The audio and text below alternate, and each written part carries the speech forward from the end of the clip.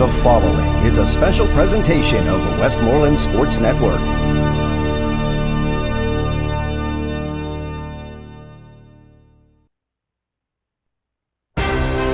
And he's going to dance his way into a hole, and there goes Cade Yacomelli to the 10, the 5, the goal line, and the Penn-Trafford touchdown! Redbird goes in motion. It's the freshman Reynolds. He is stopped dead in his tracks as Penn-Trafford comes up massive defensively. That's Haynes on the tackle for loss. Coverage of the 2021 PIAA Class 5A semifinal. Live from Bald Eagle High School on the Westmoreland Sports Network is presented by FSQ Sports Training in Level Green, Will you outwork your competition? By the John V. Graziano Funeral Home in Jeanette, creating a meaningful service to honor your loved one. By Stevenson Insurance Associates in Greensburg. Call the right play when it comes to your insurance coverage. By Bowser Automotive. That's the power of Bowser. By D'Annunzio's Italian Restaurants. It's a family tradition. By Manor Valley Golf Course in Export. Your next golf adventure awaits at Manor Valley. By Dom's Pizzeria on Cabot Avenue in Trafford.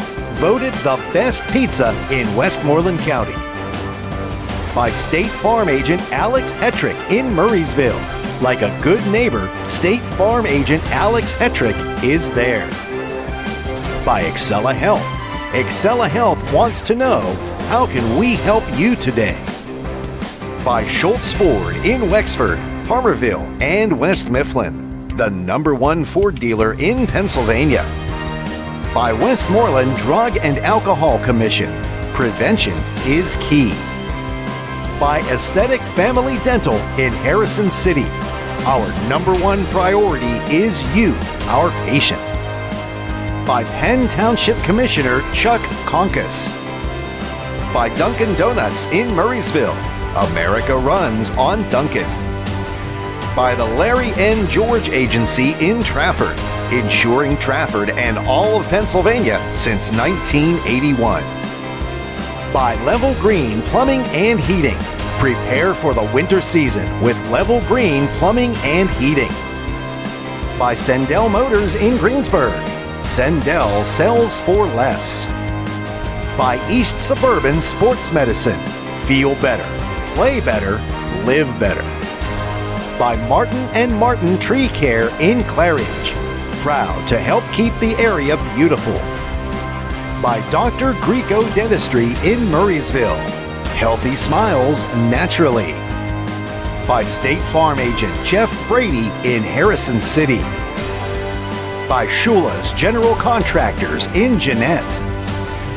And by the Penn-Trafford Athletic Department, providing an athletic program that extends the learning experience beyond the classroom.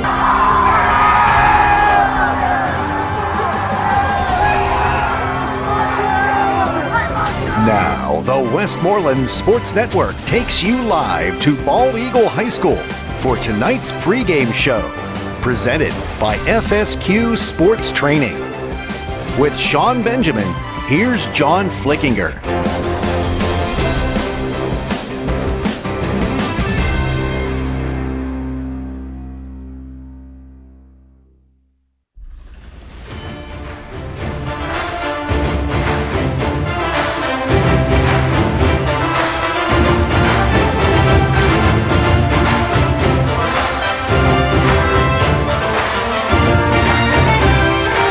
A live look at Alumni Stadium on the campus of Bald Eagle area as we get you set for what should be an exciting night of high school football. We are pleased to bring you the PIAA Class 5A semifinal between the District 3 champ Exeter Township Eagles and the WPIAL District 7 champion Penn-Trafford Warriors. Good evening, everybody. Alongside Sean Benjamin, I'm John Flickinger. Excited to be here for what should be just an incredible matchup of two teams who are both coming into this game in uncharted waters, if you will. Both of these combatants are coming off of their first district titles in school history. They will be playing in their first ever PIAA playoff game. And both of these teams are also coming off dramatic victories to get here, and I mean down to the wire for both of these teams. Exeter Township upset the state's #1 ranked team in Governor Mifflin 31-28. Meanwhile, the Warriors won an extremely physical thriller over Moon 24-21 last Saturday night at Heinz Field. The winner of this game heads to the PIAA championship game in Hershey next Friday. Exeter comes in here riding a 6-game winning streak, while the Warriors, after beginning the season 2-2, have reeled off 9 consecutive wins. And Sean, I think we could be in for another instant classic this evening on really a beautiful night weather-wise for early December. Absolutely, yeah. The first game ever for the Warriors in the month of December. But, yeah, it's definitely a beautiful night. not what you expect right now, especially after what they played in last Saturday. Absolutely. We welcome you to Warriors pregame. It's sponsored by FSQ Sports Training. We have so much to get to prior to the 7 o'clock kickoff, and we will break down both of these dynamic teams as well as interviews with PT coach John Ruane, Cade Iacomelli, and Daniel Tarabrella. That's all coming up here on the FSQ Sports Training pregame show. Last week at Heinz Field, a historic time for Penn-Trafford fans. I mean, what a moment. And just an outstanding game. The elements, you had snow, you had cold, you had a little bit of everything in that game, but it was a back-and-forth battle in the first half. PT taking a 3-0 lead on Nate Schlesinger's 34-yard field goal, but the Tigers would score consecutive touchdowns on their next 2 possessions. They took a 14-3 lead, and Sean, you were kind of holding your breath a little at that point if you were a PT fan. Definitely, yeah. They jumped out and had a nice drive to start the game, got up by a field goal, and then, like you said, Moon stuck their heels in and did what they do. And, unfortunately, the Warriors were able to turn it around and get some big plays there to get it going. Yeah, speaking of that, it took the Warriors just one play after the ensuing kickoff to hit pay dirt. Cade Iacomelli scoring from 53 yards out to cut the lead to 4. He was also untouched on that run, and that was a much-needed answer for Penn-Trafford. Absolutely, yeah. What a great run by him. Beautiful play, just like we've seen all year. Took that direct snap and just found a crack, and once he finds that crack, he's gone. The turning point of the game, I thought, was the Warrior defense stopping Moon on the ensuing drive after the Iacomelli touchdown.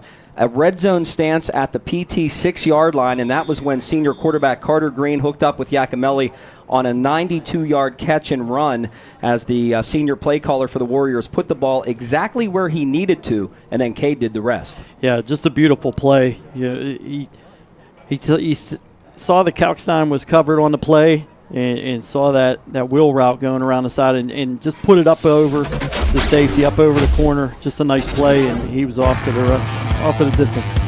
You look at the replays of last week's game, the Schlesinger field goal to give Penn-Trafford the 3-0 lead, and then all of a sudden Moon coming back, and boy, McGowan was really good at quarterback for the Tigers. That was a nice drive there because they did a lot of nice run plays. They ran the ball about 3, 4, 5 times, and then they sucked them in, and then threw that pass play a little bit unexpected, and caught the Warriors off guard. Second touchdown coming up here for the Tigers, and that's when they led 14-3 in the game, but then Iacomelli comes right back, and Coach Ruane talked about this being a big turning point for him in this game, just to keep Penn-Trafford in the game, down by 4 after that touchdown run by Cade. But again, personally, when you look at what happened after and Moon driving down and Penn-Trafford's defense holding them, then this play, and usually this goes to the curl route. Yep. And Coach Ruane talked about that, but they jumped the curl. 3 defenders jumped the curl, and Cade got open behind the defense and down the sideline for the touchdown, and I think that was certainly a huge play at that time to get Penn-Trafford the 17-14 lead, but then Moon came back. They scored a touchdown. The back and forth continued, and Moon took a 21-17 lead into the half, but a key play in this game was here on the first possession of the second half, the fumble caused by Seth Dunlap. What a play by Seth, causing the fumble. Tarabrella, who's played tremendous defense, comes up to the recovery. Yeah, Seth Dunlap, nice play, put his hat on the ball, popped it loose, and Tarabrella was there to clean it up. And that was Jeremiah Deans who fumbled for the Tigers, so give Penn-Trafford some life there and give him the short field, and Carter Green finishes it with a beautiful run, and the Warriors retake the lead at 24-21 after the Schlesinger kick, and you thought at that time that there'd be a whole lot more scoring, or at least some scoring left in the game, but there wasn't. No, you had this play here where it looked like the Warriors were going to take a 10-point lead, but it ended up being a hold call on Tarabrella, I believe, which brought it back, which was just a shame. But the Warriors were able to chew up some more clock and work this drive downfield a little more. Yeah, certainly a close call there, but then the field goal try to tie the game in regulation missed to the right. It was on the right hash. He kicked it straight, and John Ruane smiling and, of course, extremely excited to pick up that first ever WPIAL championship for the Warriors. And what a celebration it was as you see the coach, Cade and his teammates. Yeah, just a great time for Warrior players, Warrior coaches, Warrior fans. It's a long time, 50 years of this football program, and it's special night. And really, the game was a survival of the fittest, obviously, between two teams. They were carbon copies of each other, but Penn-Trafford made the plays when they needed to. Moon controlled the line of scrimmage in the first half. I thought Penn-Trafford, again, just as they did against Pine Richland, kind of tired the Moon defense down in the second half. They moved the sticks, got some first downs, and obviously that led to the victory. But when you look at the stats, Iacomelli finished with 136 yards on the ground. Green added another 87.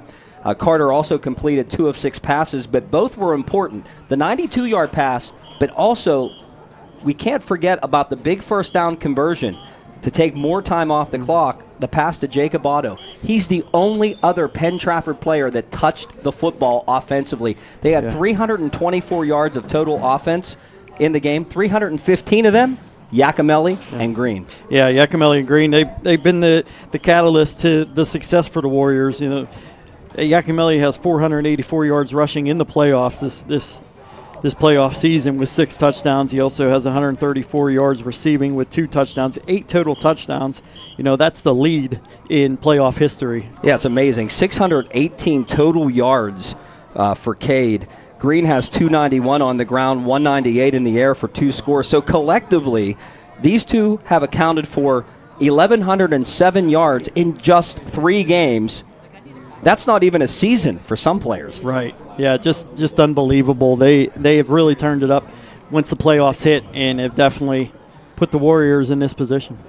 And defensively, of course, you can't forget about that. I mean, Penn-Trafford's been stout all season. They played a really good Moon team, and you'll hear from Coach John Ruane talking about the Tigers here in just a little bit. That game could have went, obviously, either way. Penn-Trafford ends up winning it. But Daniel Tarabrella, we have an interview with him as well. He's been solid all year, but in these playoffs, Sean, he's just been a terror all over the field for Penn-Trafford. He has been, just lights out. I mean, when you looked at the stats at the start of the playoffs, he was 1 tackle behind the lead. Now he has a lead, like a 15-tackle lead. He has just really turned it up to another level in the start of the playoffs. Just to watch the team celebration after and see Coach Ruane, his great staff in the student section, and fans react to it, it was certainly a special moment. And for you as well, because you're a Penn-Trafford grad. Absolutely. Being an alum, it's a long time. We made the playoffs 3 years in a row when I was in school and all the years after. So very nice to see them get that championship and keep that tradition going. We are on the FSQ Sports Training pregame show. John Flickinger, Sean Benjamin with you. When we come back, we'll continue to set this game up. We'll talk about tonight's opponent, the Exeter Township Eagles. We are at Bald Eagle Area High School, and we'll return right after these messages. Every morning brings a new opportunity, a new chance to be great. But it's up to you to decide who you want to be. You can wake up and chase your dreams, or stay where you are and remain the same. The great ones keep pushing. The great ones do more. So, are you going to be great? The mission of State Farm Insurance agent Jeff Brady in Harrison City is to help people manage the risks of everyday life, recover from the unexpected, and realize their dreams. Located at 2102 Route 130, State Farm Insurance agent Jeff Brady offers auto, home, property, business, life, health, banking, and annuities. State Farm also offers auto loans. Call 724-744-2125 or jeffbradyagency.com. Like a good neighbor, State Farm is there. This is how far we'll go to treat heart, lung, and vascular disease. 15 millimeters. At Excella Health, we believe less can be more. That's why we use minimally invasive surgery in the treatment of coronary artery disease, heart valve repair and replacement, lung cancer, and conditions of the peripheral arteries. For our patients, that means less blood loss, less post-operative pain, and a faster recovery. It means that a disease process that took decades to develop can, in a few hours, be reversed. And for us, it means providing the most advanced and sophisticated care for patients in our region. The Heart, Lung, and Vascular Institute at Exeter Health. Expert care here.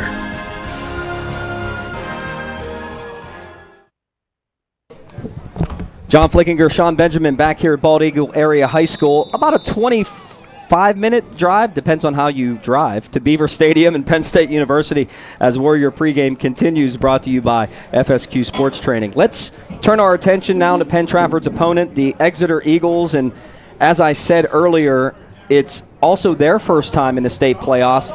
They played a week ago tonight, and talking to some people here prior to our broadcast, Sean, it may be one of the biggest upsets, if not the biggest, in District 3 history, as they knocked out Governor Mifflin 31-28 using a bruising running game and possession passing game. Their time of possession was just unreal in that game, and ultimately they defeated the number one team in the state at their house. Yeah. Earlier in the season, Exeter lost to Governor Mifflin 54-21. They were down 30-0 at halftime. Right. They come back. You don't see that much in high school football. Pro ball, yes. Yeah. College, sometime if you play twice in a season. Right. But high school football, when you lose that badly and you play again, you usually get around maybe the same result. Not this case. Yeah, very impressive for Exeter Township to really, bounce back, see what they made, their mistakes were, and fix them. And it seems, they had 6 weeks before that game, but just incredible by them to make up that much ground.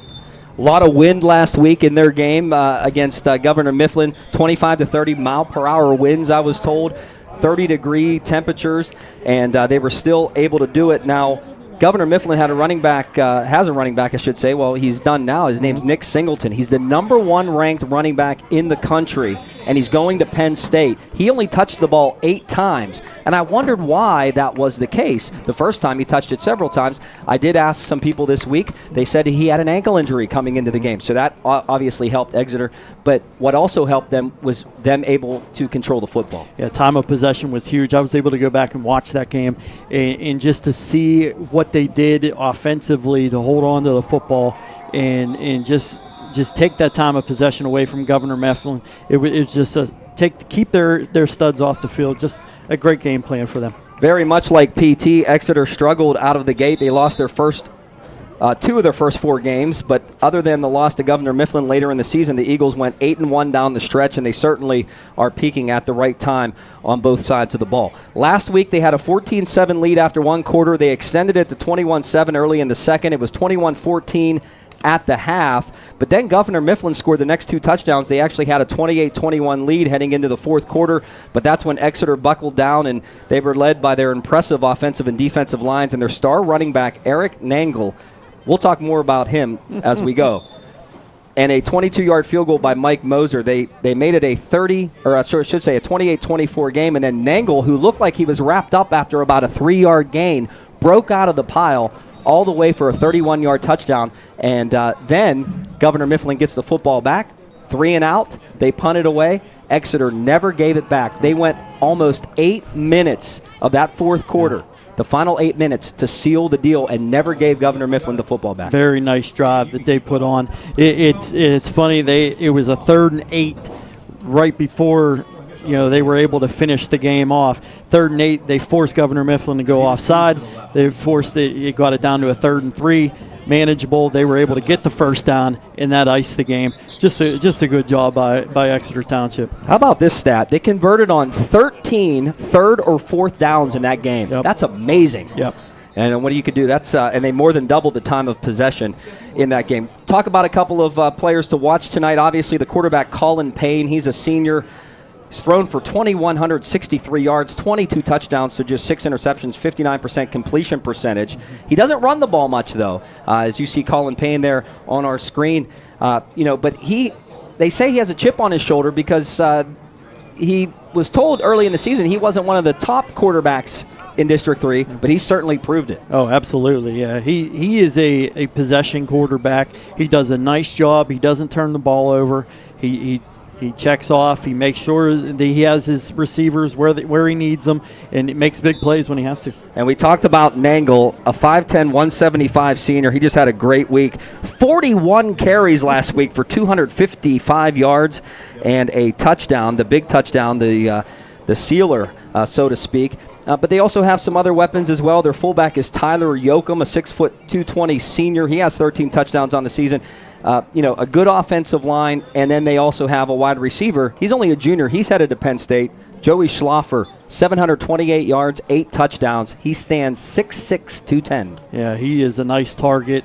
They put him on the backside a lot of times, away from the strength. Match him up one-on-one on the backside, a lot of backside posts, slants, and he does a nice job for them. And Colin does a nice job gunning it in there. One other thing for our viewers to watch tonight, if you look at Exeter Township and what they do offensively, they like to play musical linemen. Mm-hmm. Their center stays the same. He's Kyle Helm. He's 335 pounds. But they like to move their guards around. They give different looks, even up front, not just their formations, but where they line up with their offensive front. Yeah, they do a lot of unbalance, move them from side to side. We're watching tape and then going back and watching a couple other games. It's neat how they move them around and they keep it in order. They know where they're going, because they have 2 big horses on the offensive line, but they have 3 guys that are about 6'4", 6 foot 215, 6'3", 210, and another 5'8", 190. So they move those 3 around those horses, and they do a nice job doing it. This should be a great matchup tonight from Bald Eagle Area High School. We're happy to bring it to you here on the Westmoreland Sports Network, the NFHS Sports Network. There's head coach John Ruane of the Warriors, and you're going to hear from him coming up next as the FSQ pregame show rolls on here from Bald Eagle. First of all,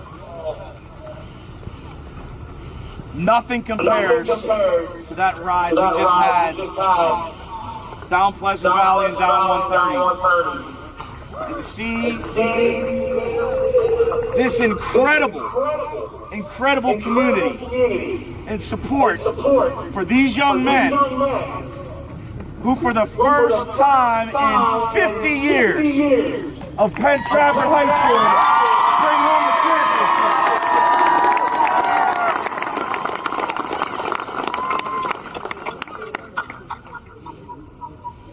Everything about tonight is everything we love as coaches about being here. It's never about an individual, it's about an entire community. It's about an entire team. I wish you guys could all see how these guys work every day of their life and sacrifice and commit and believe in each other. You could not be prouder of 65 young men who defy odds every single day and work,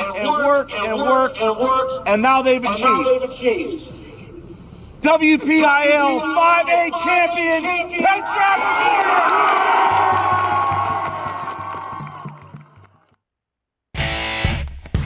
The all-new 2022 Mitsubishi Outlander at Sindel Mitsubishi.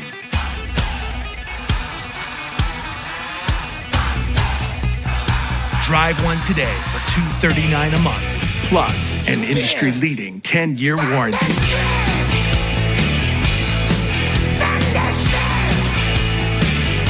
The all-new Outlander at Sindel Mitsubishi.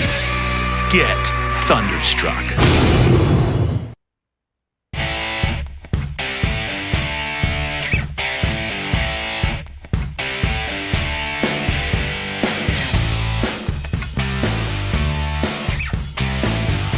Welcome back to our first of 3 interviews here on Warriors pregame as we count you down to the state semifinal between Penn-Trafford and Exeter. Now our coaches show with the 12th year head coach of the Penn-Trafford Warriors, John Ruane. And Coach, I know that you had to quickly turn your attention to this game, but you had to digest it a little bit. The Whitfield Championship, had a chance to celebrate it. Looking back on it, just how special was it? It's the pinnacle of my experience in coaching to this point, obviously. Something we've strived so hard to get for so long. And the kids, it's all we've talked about. It's all they've wanted. It's all the work they put in. And, credit to them. They earned it. They achieved, and it was through, believing in themselves and being down 14-3 and believing they could win that game, and snapping at halftime and playing a lot better in the second half. I couldn't be prouder of the kids. I couldn't be prouder of the community. I mean, there was nothing like turning around and seeing that crowd go crazy when we pulled it off, and then coming home and seeing the support we have all the way down 130 and into the stadium. And I mean, it was really overwhelming, to say the least. And it's just a great place to be. It is, and I'm really excited for everybody involved. Yeah, I passed you guys in the Squirrel Hill Tunnel, and I thought I saw police lights, and I'm like, holy cow, they're getting a police escort home all the way from Heinz Field, and then you pass like a couple of parking lots with fire trucks ready to go to greet you guys when you come through. That was pretty cool, and not every team obviously gets to do it that way, and that was really neat that the Penn-Trafford community came out like that. Yeah, I mean, the kid, we were all looking out the windows on the bus, and the kids were so excited. I turned around and kind of I ride the senior bus and caught a glimpse of those guys, and it was like, they're wide-eyed and couldn't believe it either. And then when we got off the bus here, I mean, so many people here celebrating, and it was just the coolest thing. I mean, I can't really even put into words how great that experience was, and just shows you what this community is. It's tight-knit and so supportive of these kids and our coaching staff, and I can't say enough about it. I thought a cool moment too was, Moon misses the field goal and there's a flag down. Nobody has any idea what the flag is for. Everyone's holding their breath on your sideline. And at one point, you were the only one that knew that what the penalty was, that it was against Moon. You turn around and go like this, and everyone starts going nuts. I think that's a memory that I know I'll never forget. Well, that's selfishly, that was what I thought of as well. It was just like a sigh of relief / frustration / just pure excitement. But yeah, I was happy I got to be the one to break the news without saying a word to anybody. Well, talk a little bit about the game, Coach. You mentioned you guys fall behind 14-3. Cade hits that big run. You also had the 90-yard pass play from Carter to Cade. You guys caused some turnovers. You turned the ball over a couple of times. Speaking of digesting, there was a lot to digest from that game, huh? Yeah, there was. It was a championship football game with two good teams. Moon's outstanding, really well coached, obviously very big and physical. And they showed up to play, for no doubt about it. We had a good first drive. We went down and kicked a field goal. I would like to have scored 6 there, but nonetheless, we got points on the board, which was a good start. But they played really good offense in the first half. We weren't doing a great job using our hands, getting off blocks. So they went up 14-3. And that's when number 5 said, I'm going to take this one and get us right back in it on the first play. And he did. Credit him. Although he did go untouched on that play, so we got to credit all 11 on the field. Yeah. And Kate will be the first one to tell you that. But, that was the spark we needed. After that point, I think everybody was like, all right, we're back. We're ready to roll. And, Cade provided that for us, and the blocking provided that for us. And, we exchanged blows back and forth after that. But I thought that was the biggest point of the game, to keep us believing. And then, the game went as it did the rest of the way, but that was huge. And obviously another huge play was the 92-yard touchdown pass. And I think you mentioned after the game that the ball usually doesn't go to the running back at that point. Kind of glad it did. Carter stood in the pocket and just made a perfect read, perfect throw on time, and hit Cade in stride. And like I said, credit Cade for going full speed, not acting like he was a decoy, because he is a viable receiver on the play. It just worked out. It was huge. 3rd and 8 backed up inside our own 10, and to put us in the lead really, really sparked us. A lot of offense in the first half, not as much for either team in the second half. I think you mentioned after the game as well, Coach, that maybe nerves could have played a role in that. Maybe. I think people were unsure of the footing and all the nonsense that goes into playing on grass for the first time all year, and in particular down there. And not to make excuses for either team, but you kind of see the look on the kids' faces a little different. So I think they had to feel their way out in the first half. It was wet, it was snowing, it was cold, and there's a lot of elements, and then 2 physical football teams that are going to hit you and make you turn the football over. So, it's just a football game. If you want to draw one up, it looks like that. Talk about how crazy the final drive was for Moon. There were a couple of penalties that went against them, that went against you, and then, of course, they ultimately missed the field goal, but they had a couple of cracks, Coach, to get it into the end zone and win the game there, so the defense really stood tall when they needed to. They did. We went to our nickel look, and credit Moon for a good plan. They took what we gave them and 6-7 yards a pop and got themselves down into range to make some noise, and once we got them inside the 10 or the 15-yard line, where the heck they were, inside the 20-yard line, I guess, we kind of tightened up. And then, 33 yards at Heinz Field on a wet field is not an easy kick. I feel bad for that kid because that's a tough situation to be in. And, fortunately, we kept them in that situation, So, credit our kids for answering the bell when their backs were against the wall. Was that the most physical team you've played? I know Pine Richland certainly physical too, but man, Moon had some big boys out there. Yeah, they did. I would say certainly the most physical offense we've played. Mm-hmm. They get after you downhill. That's their MO, and they want to possess the football and run right at you. I think their line is their key. I mean, they're terrific up front, both sides. We felt as though if we could get past that line, we could crack some big ones, and we did. But it's easier said than done getting past that front seven. So. They were a terrific team, physical, quick off the football. They don't stay blocked.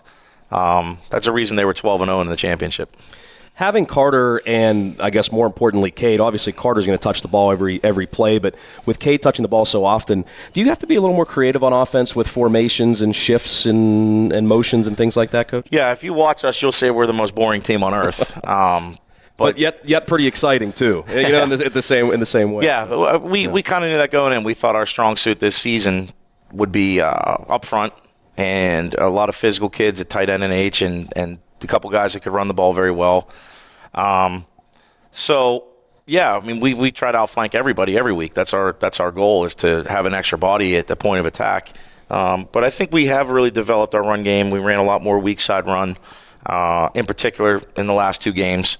Because teams were overplaying the strength a little bit. So we've tried to adapt as much as we can. At the end of the day, it's about the 7 guys up front blocking theirs and the 2 guys behind finding a crease. So, we end up doing that enough to win. I know Dan Tarabrella has been great for you defensively all year, but my gosh, the last 2 weeks against Pine Richland, he was awesome. Blocked a field goal, and then last week he had a ton of tackles. What have you seen from him defensively? He's really confident right now. He's seeing things, and he's playing at a much faster speed than, let's say, the first 5 games of the year. He's, truly the cliche of getting better every week. This kid has gotten better every single week, and he's peaking at the exact right time. I mean, I went back and watched a replay of the game, and, it's just he's in on every play. He made 1,000 tackles. He's dropping into pass coverage. He got triple teamed on a play and made a sack. Legitimately, 3 guys had him, triangled in. He got off and made a sack. Played more offense than he's played Saturday night, I should say. Just terrific kid who is a student of the game, studies a ton of film, works his butt off, great attitude, and now he's reaping the rewards of that. Just your classic kid that wants it and gets better every day. Turning our attention to Exeter, you guys have your first WPIAL championship. So much emotion, so much celebration, and then you guys have to turn around and play a football game this Friday. Was that something that was discussed with the guys this week? How have they responded in practice? Yeah, so, the coaches, it was a Saturday game, which is a killer because you got to wake up Sunday and come in here and start all over and not really enjoy it as much as maybe we could have. But so be it. The reward is playing another week and getting to spend another week with the kids. And now the ultimate goal, obviously, getting to Hershey and playing in the state championship game. So there's still plenty of, opportunity there and plenty to play for. But, yeah, we talked to the kids as soon as they came in on Monday and said, we can only do this if we're all in. And if you guys are satisfied with where we're at, then we're not going to do very well on Friday. And, they're in. They want to do it. They want to win. They want to continue to compete. They want to continue to spend another week and practice and be here and be a part of it and ultimately get to the big goal of playing a full season and getting to Hershey with a chance to win the championship. So practices have been fantastic. They've been like every other week. There hasn't been a letdown. There hasn't been the hangover, I guess. Really happy with the kids. And, again, that goes back to our leadership of our seniors and our captains. It's second to none. Talk with Cade Iacomelli and Dan Tarabrella here in just a couple of moments. Exeter upset Governor Mifflin last week, a gigantic upset because Governor Mifflin hung, 50-plus points on him earlier in the season. Mm-hmm. So when you look back at that game, Coach, what kind of stood out to you?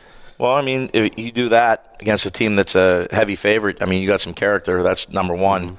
Mm-hmm. Those kids are obviously very motivated. They're in the same boat as us. They've never been here, and they want to impress, and they want to stick together a little bit longer. What stands out on film is how fast they play both sides of the ball. They certainly run to the football very well in defense.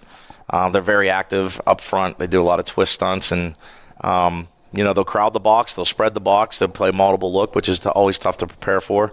And then offensively, they can throw, they can run. They got a great running back. They throw screens at you. They're very diverse in what they do, and they got a lot of talent. Was there anything specific about the game last week that kind of stood out to you to allow them to kind of pull off that upsetting? No, it just looked like they wanted it more. I mean, they were very physical on third down and short. They stopped those guys, which they didn't do the first time around apparently.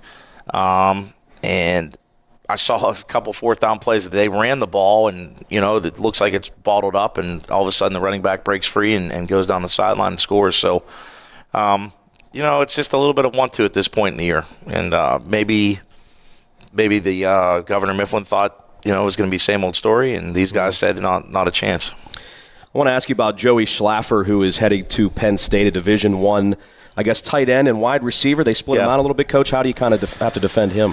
Well, he's really good, and the quarterback can sling it. So, definitely eyeballs will be on him, and I don't think we're going to change everything that we do to accommodate it, but no doubt we're going to be expecting him to touch the football quite a bit, and we got to read our keys. They run the ball well. They run a lot of formations, and we just have to play really good defense and be in position to stop what they want to do. And you kind of mentioned them already, but your keys to victory then here tonight. Well, we have to get a fast start. We can't start slow and feel like, this is it. You know what I mean? We want to get a jump start on these guys and have good possessions on offense early in the game, and certainly stop them from big plays because they're a big play team. Special teams, this is a team, again, that kind of like Moon kicks the ball all over the place on their kickoff team, so we got to have everybody alert. We can't turn the football over. And at the end of the day, we're going to have to run the ball and stop them. And that's been our MO all season. Yep.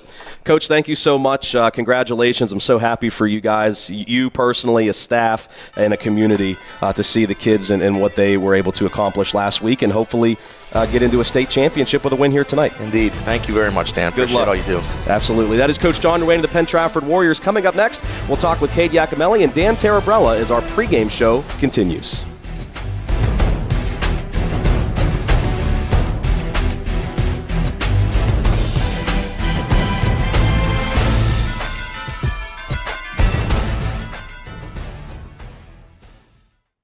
At D'Annunzio's, our menu is extensive with an abundance of selections. The next best thing to being at one of our 3 locations is having our frozen food and jarred sauce in your own home. For our frozen food selections, we have wedding soup, pasta fagioli, lasagna, stuffed cheese rigatoni, ricotta cavatelli, and potato gnocchi. Our jarred sauces include the original, smooth, marinara, and tomato cream. These products can all be found at our restaurants or your local grocer.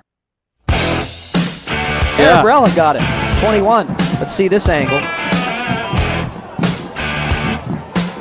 Yes, 21 got his hand up there. Yeah, that fits. His do-it-all guy. His older brother is the all-time kicker for the Warriors, so he had plenty of chances blocking him back in the backyard.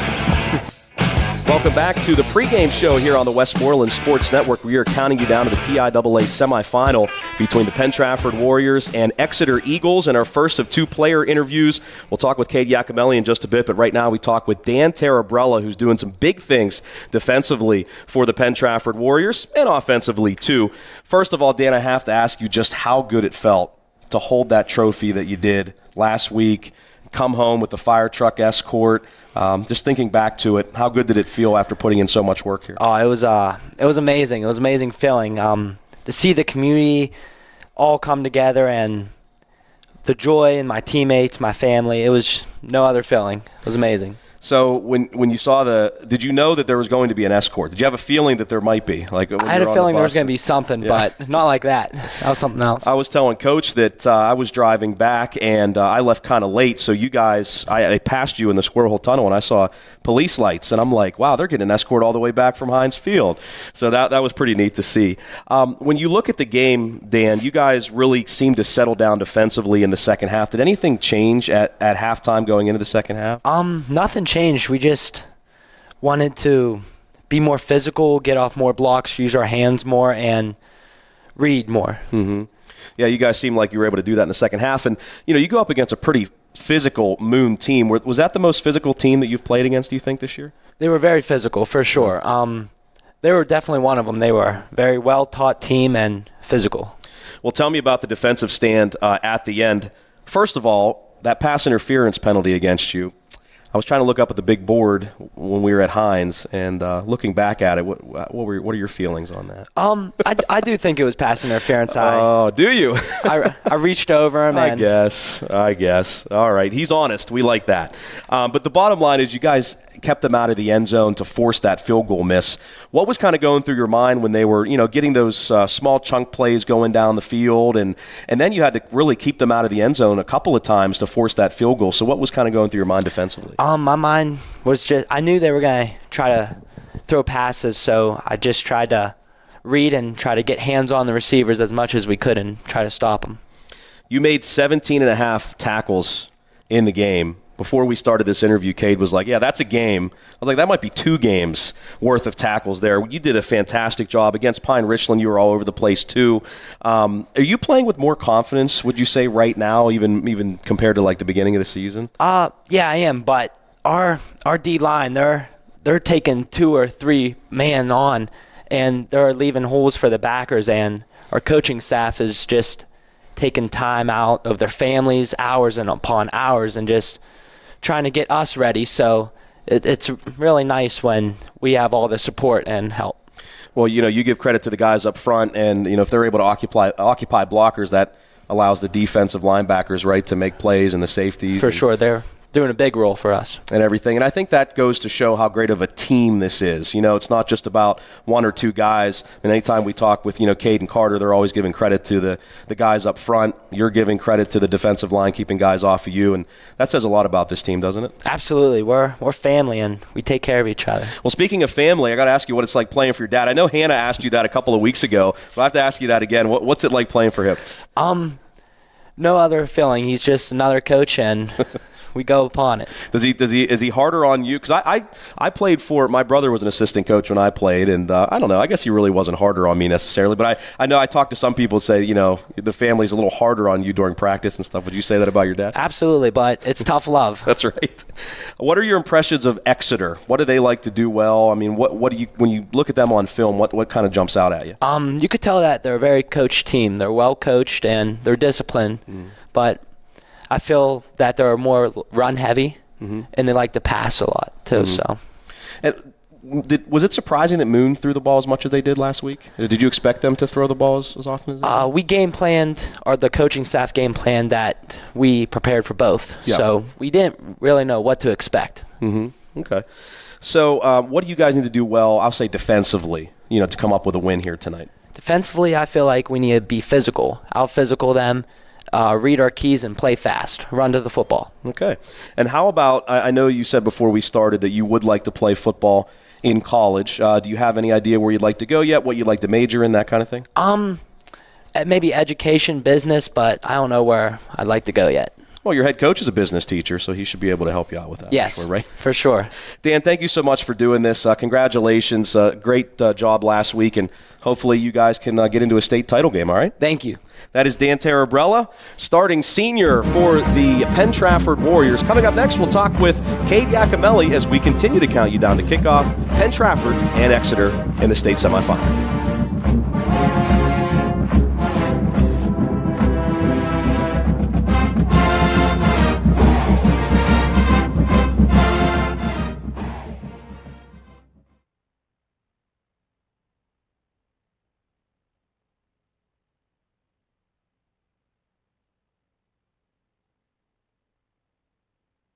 Sometimes the holidays call for Dunkin'. Introducing new Holiday Blend Coffee, a warming blend with notes of molasses and dried fruit to spark your spirit and give you that holiday hustle. Sip through the holidays with a medium Holiday Blend Coffee for $2.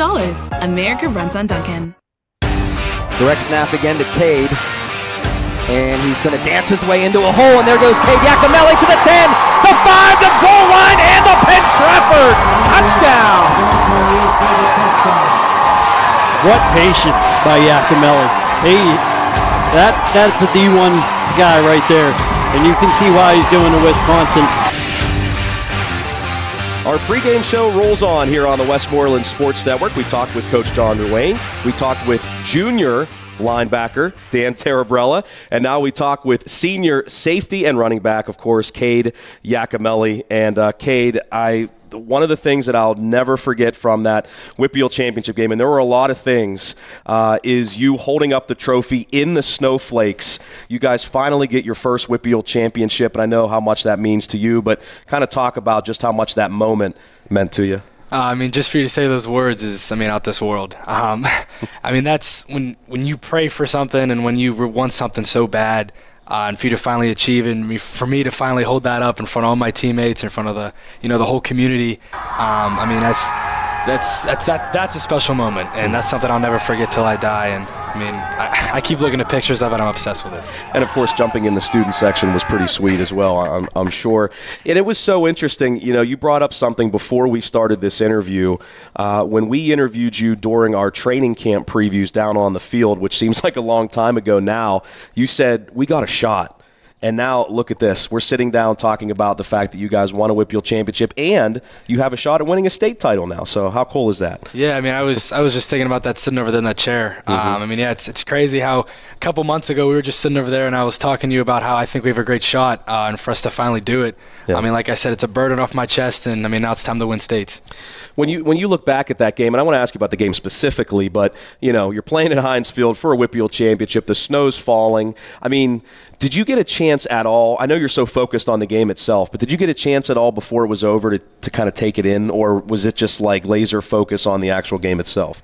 From start to finish, I'm going to say laser focus, but right after I saw that field goal miss, if you watch the video, I couldn't even tell you what I was doing. My arms were just flaring everywhere. I kind of looked, kind of foolish, but it didn't really matter. I just knew we won. Actually, the best memory was the fact I looked at one of my coaches and I just saw straight tears. Yeah. I'll never forget that either. But after that field goal miss was when I kind of took it all in. And I went from there, and it was a great finish to a great not great finish to district, a great season. Yeah, the district portion of it. To the district portion. That's right. We're going to states now. So when you got a chance to ride back, certainly on the bus, and you had the I asked Dan, of course, about the the escort that you guys got back. How neat was that? Yeah, honestly, I didn't even know what to expect. I saw that he was giving us the escort, but the real cool thing was when we stopped right before we entered the township, and all the fire trucks came out, and that's when I knew. I was like, wow, this is real. Like something's really cool about to happen. Plus, Coach actually stood up, and he looked at all of us, and he goes, hey, take this all in. Yes. So we didn't really know what to expect, and to pull up into this building and see literally everybody there for us. It was breathtaking. That's pretty neat. Talk about the game itself. It was so exciting. You guys were down 14-3. You answered with a long touchdown run. When you answered with that long touchdown, because it was a big play in the game, were you going in there thinking that I got to bust one at some point here, or was it just like, we're going to put a drive together and score? Did you feel like, let's get one back quick? Not really like let's get one back quick. It was more just, I kind of told myself, like mentally to myself, I'm like, okay, time to do what I do. And I did that a lot during the year. Obviously, I trusted my teammates. I trusted my coaches. So for me to break that one, obviously, was huge for us, and, it took us all the rest of the way. Talk about the catch and run for 92 yards. That was a huge play in the game as well. And Coach Ruane said after the game that play doesn't necessarily go to the running back very often, but obviously Carter made a good read there. Oh, yeah. Actually, the design is actually hit the curl. But when I ran the rail, I was able to beat him with speed, and then I saw Carter throw the ball, and I was like, oh, this is coming right to me. I didn't think it was coming to me, and then when I saw it, and I was like, okay, and then I was able to catch it, and no one was there, and I knew I was gone. Just do what you do. A couple of fumbles in the game, Cade. when you look at this Moon team, obviously they're very, very physical. Would you say that had something to do with it, just their physicality and kind of getting to the football? Not really with that. I would say more the fact of the snow and the grass. I mean, it was very slick out there. Obviously, they were very physical. In my opinion, I think they were the most physical team we've played. Mm-hmm. I'll do say that. But I mean, I feel like it was the snow, it was the elements, and overall, I mean, we just gotta play our game with them. And I mean, they were physical. We knew that going in, so you gotta hold on the ball. No doubt. And with you touching the ball so often, I know you never want it to happen, but things happen. Things happen. When you look at the defensive stand at the end, I talked with Coach Wayne about it. I talked with Dan Tarabrella about it. From the safety position, what was kind of going through your mind on that last drive? I mean, again, penalties that, the pass interference looked like it wasn't a good call, but it was a big call. And then there was also a penalty against Moon. They get the ball down, and before they missed the field goal, they had a couple of shots at the end zone. So can you take me back and run me through it? Pretty much was going through we were in a nickel look, which is basically 3 deep guys. What was going through my head, and I'm sure the other 2 safeties, was don't blow a coverage because we're the last line of defense. So I mean, if we blow something, you just lose the whip. You just lose the first WPIAL title game. So we were really trying to keep everything in front of us, really focused in on your job, doing your job. We always say that here: do your job, and everything will work out. So obviously we were focused on that, and obviously the adrenaline was pumping like crazy through your chest because that was everything. Yep. And for us to stop them and for us to miss the field goal, I mean, that's just like, it's a gift right there. What an awesome experience. You've obviously had great success running the ball throughout your career, but I feel like the last 2 games, Cade, you have run the ball exceptionally well. You've made great reads. It seemed like you're staying patient. Do you kind of feel like more confident than you were? I asked Dan the same thing on defense, but do you feel like you're running the ball better now than maybe even the beginning of the year? I mean, I feel like I've made pretty good runs at the beginning of the year, but I mean, I would definitely say the last 2 games were definitely, I guess you could say, my best games of the year. Mm-hmm. Just because I did it against 2 good teams. Anybody can look good when you're running against a team that's not very good. Right. But I mean, for me to come up kind of big in those games, I mean, it was huge for us. It was huge for me. But I mean, I'll give credit to I'll give credit to these guys till I'm done getting interviewed. Right. I mean, I have the best teammates in the world, no doubt about that. Those guys up front, I mean, they're killers up front. They bully guys on purpose for me to score and look good. So credit to them. Yeah, Coach Wayne said that that big run that you got to make it 14-10. I mean, you certainly showed some great speed, but you were also untouched in that. Yeah. So it's a great combination you guys have had all year, and of course Carter's big touchdown run as well. That was obviously huge. Just a great game last week. A lot to digest. And you mentioned being interviewed. You're interviewed so often, and now I'm interviewing you right now. But does that ever become challenging to you to kind of be that guy and know that you're going to be, interviewed after every game and that type of thing? I mean, I wouldn't say challenging. I mean, I guess, it's like anything. Practice makes perfect, right? Right. Yeah. We're just getting you ready for Wisconsin. That's all. I mean, you get interviewed like so many times, it just happens. Honestly, I mean, I'm just glad to be the team that gets interviewed. Right. Yeah. That means you're victorious. So that's right. I'll take it every time. Well, I'm curious to hear what your thoughts are about tonight's game, about Exeter. What kind of stands out to you when you look at them on film, Cade? I mean, I think they're more of an offensive powerhouse than a defensive powerhouse. So defense is going to have to come up huge this week. That's not saying their defense isn't good. They do have a very good defense. I mean, if you're in the state semifinal game, you're good for a reason. Mm-hmm. But I feel like it's going to be one on our defense. We gotta do what Danny said. We got to be physical up front, more physical, because that's our game. We just got to read and play Penn-Trafford football. This week, obviously, you win your first WPIAL championship. You're coming off of that. You play Saturday, and then you got to play Friday. That whole thing, and you want to celebrate, but you also have to focus on the next game. So was that a challenge at all for you guys this week? Or I've talked to some of the coaches. They said you guys have had a really good week of practice and been able to turn the focus quickly. For a second, I thought it was going to be a challenge. Yeah. Like on Sunday, I mean, I think everyone, including myself, was on cloud 9. We were through the roof, happy. How could you not be? Absolutely. But then, I mean, obviously, like I texted to my guys, I talked to some of my guys. I mean, we can't blow this next opportunity, and we know that. So obviously, I mean, we had a great day of practice on Monday, a great day Tuesday, a great day Wednesday. So we just got to keep pushing forward with that, and we got to keep getting better, and obviously win this game Friday and prepare to win it all. Yeah, you mentioned great opportunity. You guys now have a chance to win a state championship, which not many teams over the years obviously have done. I mean, you guys are one of the few left. What do you guys have to do well? I asked Dan about defense. I guess offensively tonight to get a victory, do you think? Basically, I mean, we got to do what we do in the run game. I feel like. And we are back at Bald Eagle Area High School. Going to get started a little bit early. If you want to watch the Iacomelli rest of the interview, you can do that on our YouTube channel later on. But we're ready for some football here as Mike Moser will kick off.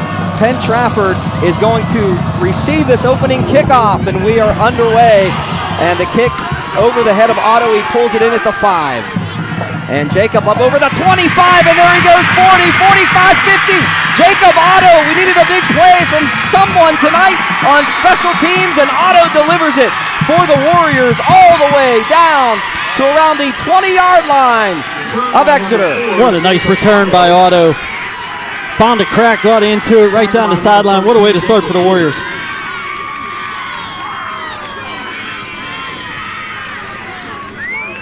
There you see it on the replay, Sean.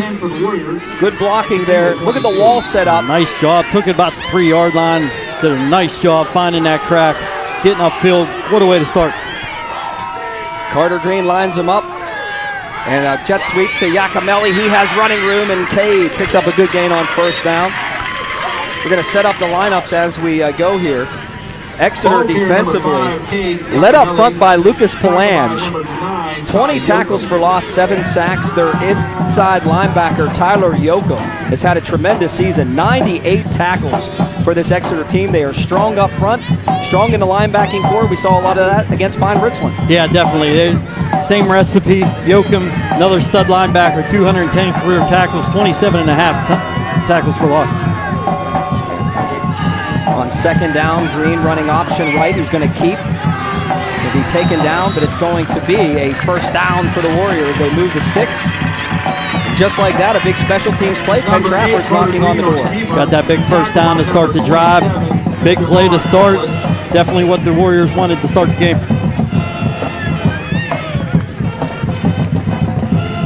First and goal for the Warriors at the 8-yard line. This Exeter defense gives up 286 yards a game, 187 on the ground.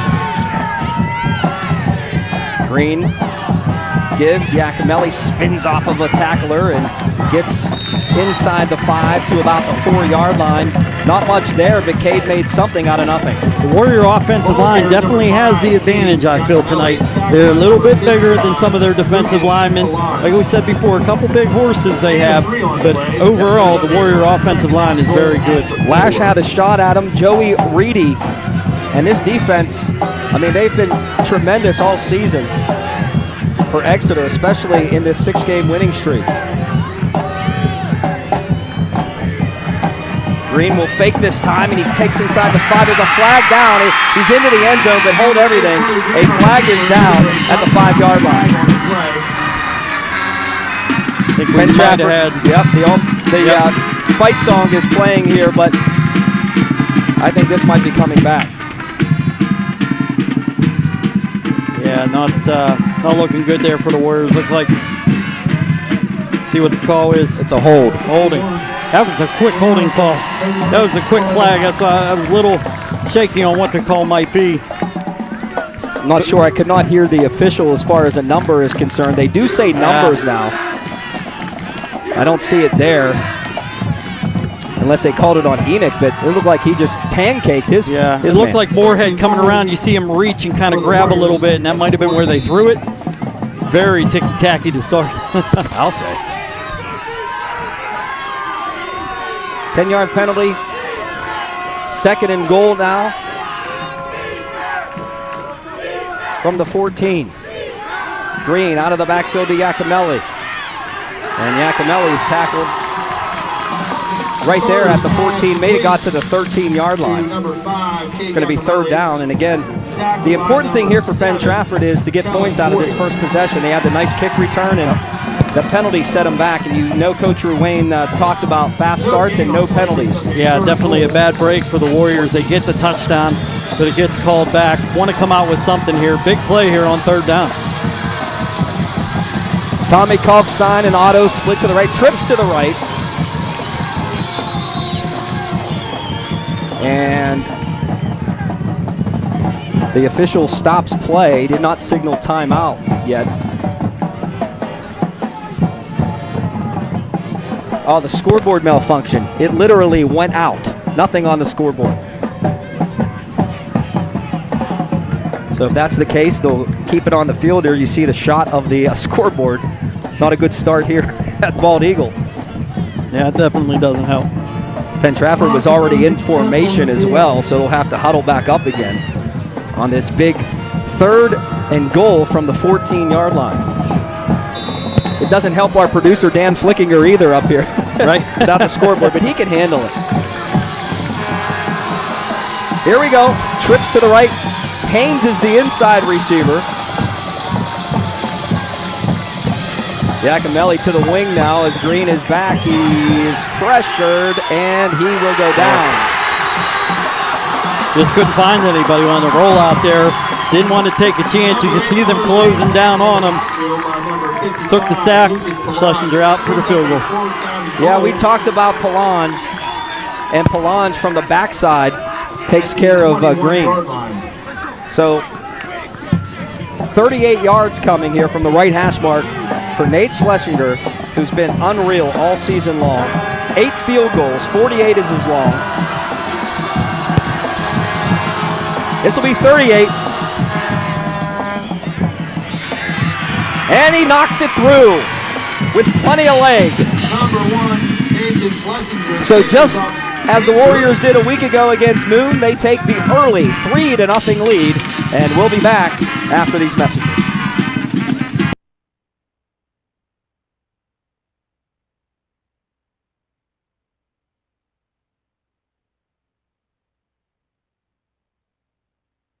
Don't let this winter season take its toll on you. Let Level Green Plumbing and Heating help. Whether you're in need of a new heating system or just repair services or preventative maintenance, Level Green Plumbing and Heating skilled technicians can handle any job. Serving the Penn Township and surrounding area for over 30 years. It's Level Green Plumbing and Heating, Route 130 in Level Green. To find out how they can help you this winter, call 412-372-5544 or lgph.com. Go Warriors! So the Warriors strike first after the long kickoff return. Unfortunately, the penalty took the touchdown away, Sean, but they did get points on the board, which is the most important thing. Yeah, the points are good. Definitely want to clean up that hold there. Like we said, it was kind of a ticky-tack hole there, but nonetheless, they get the points, and now we've got Schlesinger on the kick. 79 career touchbacks for Schlesinger. Strauss and Woody are back deep, and it's a squib kick, and it's going to be Strauss on the return, and he is going to be wrangled down at the 29-yard line. Good job by the Warrior special teams. Yeah, did a nice job closing down, not letting anybody get free there. This Exeter offense we talked about, led by quarterback Colin Payne, the senior, 22 touchdowns, 2,163 yards, 59% completion percentage, but it's Eric Nangle, the running back, at 5'10", 175. He is tough to bring down. Very tough runner. Need a couple guys to get to him. He doesn't go down on the first hit. And it's Strauss on first down, the jet sweep to the left, and he's going to pick up maybe 3. And the Warriors are over there to make the play, led by Josh Huffman, the junior. Strauss, he's a Villanova commit. Hitting the Villanova in the fall. We talked about Joey Schlaffer, number 84, 6'6", headed to Penn State. Not this year. I shouldn't say not next year. He's just a junior. Yeah, a lot of players on this team. Tyler Yoakum committed to Merrimack College in the Northeast Conference, FCS. So a lot of good players on this football team. Yoakum lines up as a tight end to the right here on a second down play. And Payne will let it fly, and there he is. Schlaffer incomplete. He had Otto beat, but just a little too far, and Schlaffer couldn't make the play. Yeah, late on the coverage there. That time he came upfield a little too fast. Schlaffer was able to get behind him. And that's definitely something they want to clean up. You don't want those long arms beating you deep. Man, that was close, and this kid can throw it. He can wing it. Last week, they played in 20 to 25 mile-per-hour winds at Governor Mifflin, and he was still able to throw for 158 yards and 3 touchdowns, did Colin Payne. Yeah, he's a gunslinger. He can throw it all around the yard. First playoff game this year, he had 206 yards, then 165, just consistent every week. Nangle is back there with him, man in motion. And Payne's pass is going to be caught, but falling down is Strauss. And it's going to be a 4th down play. It's going to be short. And the punt team is on for Exeter. Yeah, that time just didn't have enough arm on it. After talking him up there, didn't have enough arm to get it out to the outside. If he would have got it to Strauss, could have been a first down. Yeah, he did have some running room. Warriors hold there. The punter is Mike Moser. 28.2 average. Last week he really struggled in the wind. Kind of a rugby-style kicker, and it did not work out for him well in that wind. And there you see the rugby kick. This is high, angling to the sideline and out of bounds. Penn-Trafford should have good field position when we come back with the Warriors leading 3-0. Since 1981, the Larry N. George Agency has been insuring Trafford and all of Pennsylvania. They specialize in personal insurance for autos, home and recreational vehicles, plus commercial insurance and life insurance. The Larry N. George Agency will listen to your needs and look at both your short-term and long-term objectives. They now offer notary services and title work as well. Stop by their office at 320 Cabot Avenue in Trafford or call 412-373-2276, online at thegeorgeagency.com, like them on Facebook.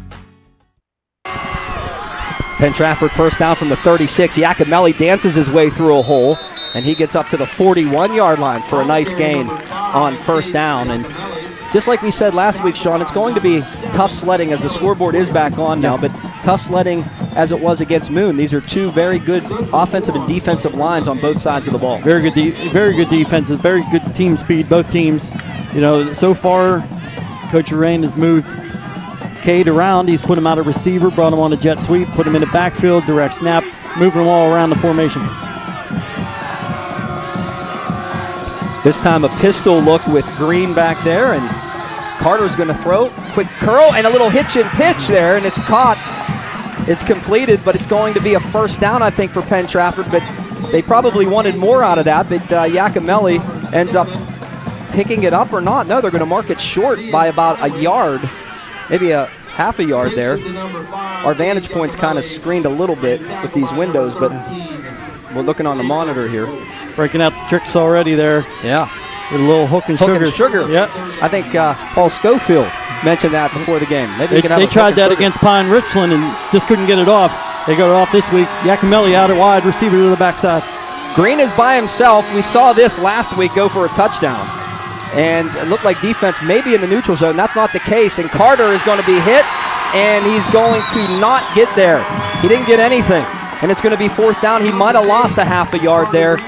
And it's going to be fourth down and a big early decision for John Ruane. You have it at your own 45, 4th and 1 with this rushing attack. Yeah, they did a nice job defensively there, squeezing down. They saw the formation, recognized it.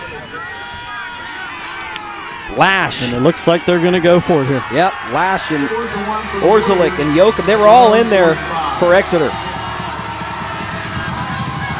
This time Iacomelli will go from the Wildcat. Fourth down, less than a yard for the Warriors. Up 3 early in this game, big play. And Cade is going to be stopped. Exeter, they knew what was happening there. They've seen that before on tape. Their number 1 defensive player, Palange, steps in there. The 6'1", 210-pound junior says, not this time.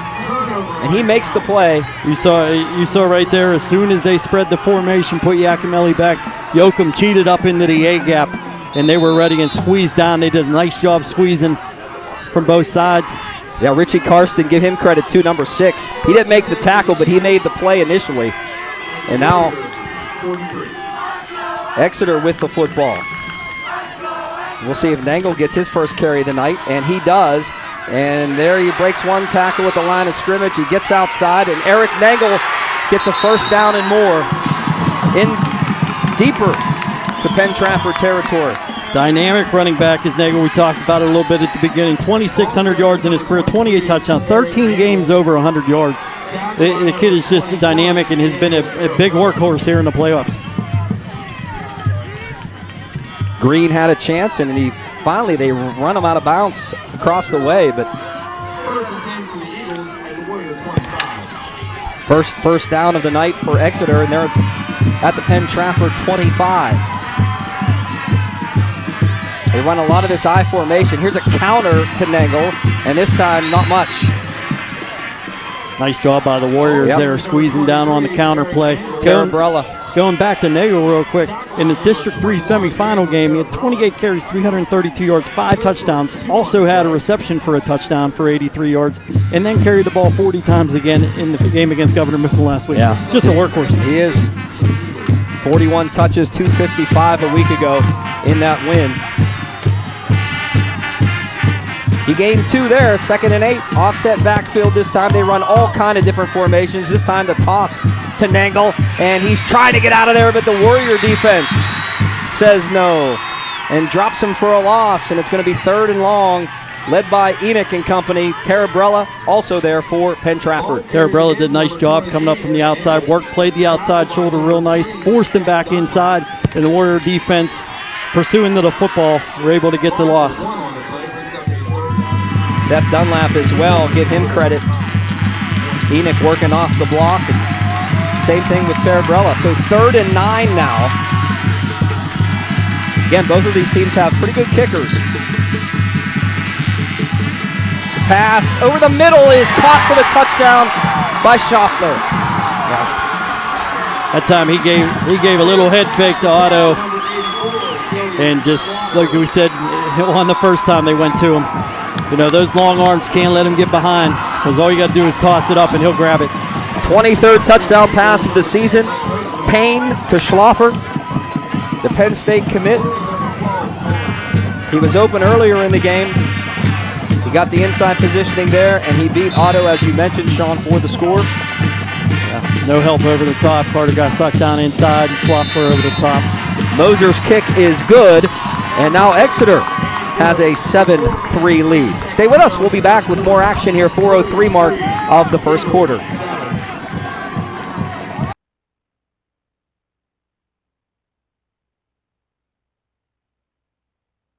Dr. Derek Greco Dentistry in Murraysville has been devoted to restoring and enhancing the natural beauty of smiles for nearly 30 years.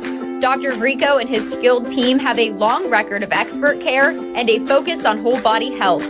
We're one of the few offices in the area that are certified to remove mercury amalgam fillings safely. New patients are always welcome, and we are happy to accommodate emergencies. Visit GrecoDentistry.com. Dr. Derek Greco Dentistry in Murraysville. Healthy smiles naturally. Good luck, Penn-Trafford Warriors from Martin & Martin Tree Care in Claridge. Martin & Martin Tree Care serves the Penn Township community in Westmoreland County, handling tree removal, tree trimming, tree pruning, and stump grinding. For a free estimate, call 412-818-0417. That's 412-818-0417. Family-owned Martin & Martin Tree Care in Claridge. Proud to help keep the area beautiful.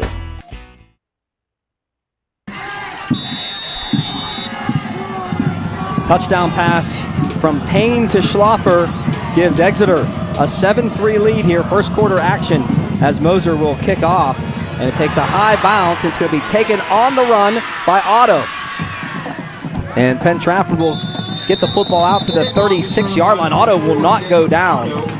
Good field position for the Warriors, but pretty exciting player in Schlaffer, isn't it? Yeah, just dynamic. You know, he's just, what can you say? I mean, he's got the size, the speed, the strength. I mean, he's got it all. Warriors are going to have a tough time tonight. Definitely want to see how they adjust to him as the game goes on. Dan Flickinger, our producer tonight, Chris Smith, Ryan Mickey, and Josh Bujakowski on the cameras. Thanks to Penn-Trafford PTTV for also helping out with the broadcast tonight. Warriors trail by 4, and Green will toss. And Iacomelli does get the corner, gets outside, and picks up good yardage on first down for the Warriors. Nice job by Cade there. Carter took the option as far as he could, saw everybody collapsing down on him. Good pitch. Nice gain for the Warriors. 2nd and short. Team's leading tackler, Tyler Yoakum, runs him out of bounds, but not before Cade picks up 6. 2nd down and 4 to go.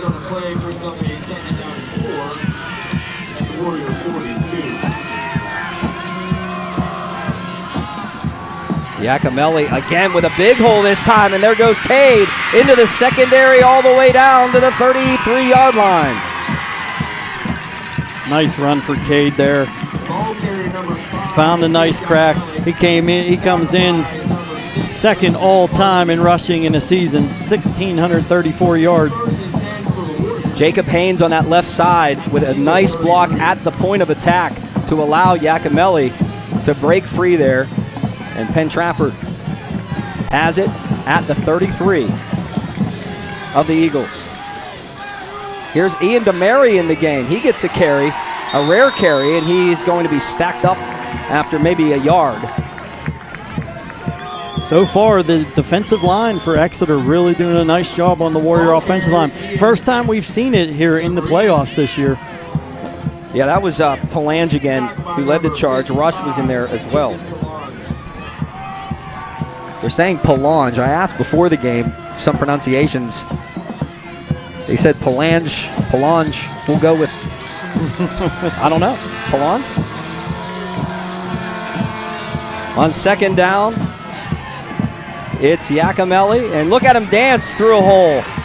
Just picks his way and is about 2 yards shy of a Penn-Trafford first down. Going to bring up a 3rd and short. Yeah, nice job. Just the patience by coming around the end there. Was able to just work his way, not lose any ground, but then find a crack, get upfield. Big third down for the Warriors here. And I'll tell you, 55 is all over the field for Exeter. He really is. I mean, he is all over the place. He's another guy, 153 career tackles, 31.5 tackles for loss, 10.5 sacks. Good-looking player. 3rd and 2. And Green is going to be in trouble, and he's going to be wrestled down. At least he fell forward. He fell forward, but nothing there for Carter. So far, Exeter Township did a very nice job on their film study. They are everywhere. 58 Orzelek. Everywhere, all over. They're all over the field right now, making nice plays. And Hollis as well. 27, Javon Hollis coming in with 3 tackles for loss. That was a loss of actually 2. 4th and 5, second time the Warriors have faced a 4th down. They did not get the first one. Green fires, great catch by Otto for the first down. Full extension, Jake Otto picks up the first down, and they move the sticks. Good hands by Otto. They ran the slant play there. Found the crease inside.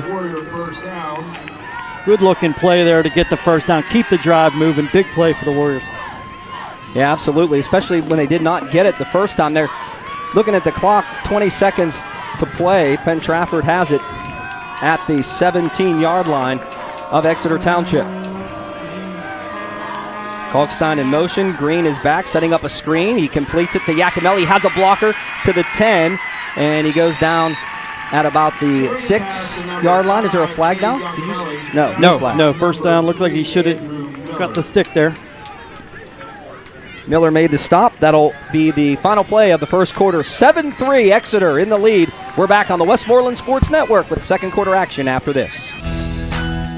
Whether your goals include college education funding, retirement planning, generating income, or reducing taxes, at Hoffman Wealth Management, we've got you covered. We make it easy for you to make the right decisions by offering you access to a comprehensive array of investment products and wealth management strategies under one roof. One stop for all of your financial needs. Hoffman Wealth Management is committed to helping you pursue your goals. Stop in and speak with Hoffman Wealth Management. You'll be glad you did. Securities offered through LPL Financial, member FINRA, SIPC. Investment advice offered through Private Advisor Group, a registered investment advisor. Private Advisor Group and Hoffman Wealth Management are separate entities from LPL Financial. Give your taste buds a taste of Italy by biting into a slice of pizza at Dom's Pizzeria in Trafford. Voted by the readers of the Tribune Review as the best pizza in Trafford, Dom offers 17 unique toppings for you to choose from. Also try Dom's specialty pizzas, all made with 100% olive oil. Dom's Pizzeria also has wings, hoagies, calzones, wraps, and pasta, all at affordable prices. Eat in or take out, and we deliver. Call 412-372-DOMS, Cavan Avenue in Trafford, and a proud sponsor of tonight's Warrior Player of the Game.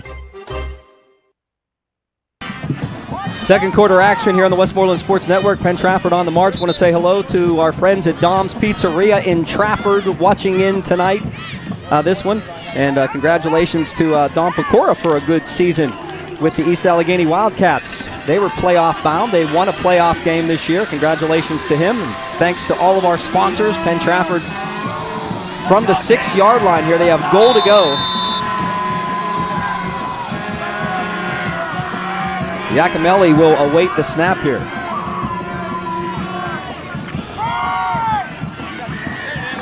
And Cade will be tackled after a short game by Kyle Lash, the defensive tackle, who made a nice play as he knifed in. Coach Ruane mentioned to my brother Dan in the pregame about the twist stunts and the different types of stunts, the slants and things like that. They like to play a lot of games up front, and they're senior-oriented, so they can do that. Definitely. A lot of experience there, and they do a real nice job coming off the football and getting to the football. The Warriors, by the way, they have entered the State Farm Insurance Red Zone. See State Farm agent Alex Hetrick in Murraysville for your home and auto insurance today. Green under center this time. Play fake, and he was looking for Conlon Green. He fires, he catches it, he gets the touchdown. Conlon Green. He didn't have him early, but Green found a way to get open. And after a little bit of a hiccup there by Carter Green, waiting till he breaks open, he puts the pass on the money, and Penn-Trafford retakes the lead. Real nice job. Exeter, so far, they're jumping at the chance to get to the football. Really over-pursued there. Nice play fake. Conlon Green for the touchdown. And a flag is down before the kick by Schlesinger, which, by the way, he did kick it through with ease, but that was Conlon Green's third touchdown of the year, and a real nice job. Could be a false start on Penn-Trafford, so that'll set it back a little bit further for the senior Schlesinger, who's just been tremendous, to say the least, throughout his career. Just a phenomenal career, one of the best kickers to ever come through Penn-Trafford. So we knew we needed some guys to step up tonight. Jacob Otto and Conlon Green on that drive certainly did. Kick is good. Warriors retake the lead 10-7 on the Westmoreland Sports Network. It's not just a home or a car. It's the 6 months you saved for your Ultra HD flat screen, just in time for football season. And the overtime you worked for that third car, so your teen can drive himself to practice. While other insurance companies just see them as a bundle or combo, State Farm agent Alex Hetrick sees your home and car as things you work really hard for. Alex understands what your things really mean to you. Talk to State Farm agent Alex Hetrick in Murraysville for your home and auto insurance today. Hi, this is Penn Township Commissioner Chuck Colkus. I've been proud to serve the residents of Penn Township for over 5 years. There's nothing I enjoy more than sitting in a sea of green and gold on Friday nights at Warrior Stadium and cheering on our Warriors with you. Good luck to the Penn-Trafford players, cheerleaders, and band. Here's to another great season. Paid for by friends of Chuck Colkus.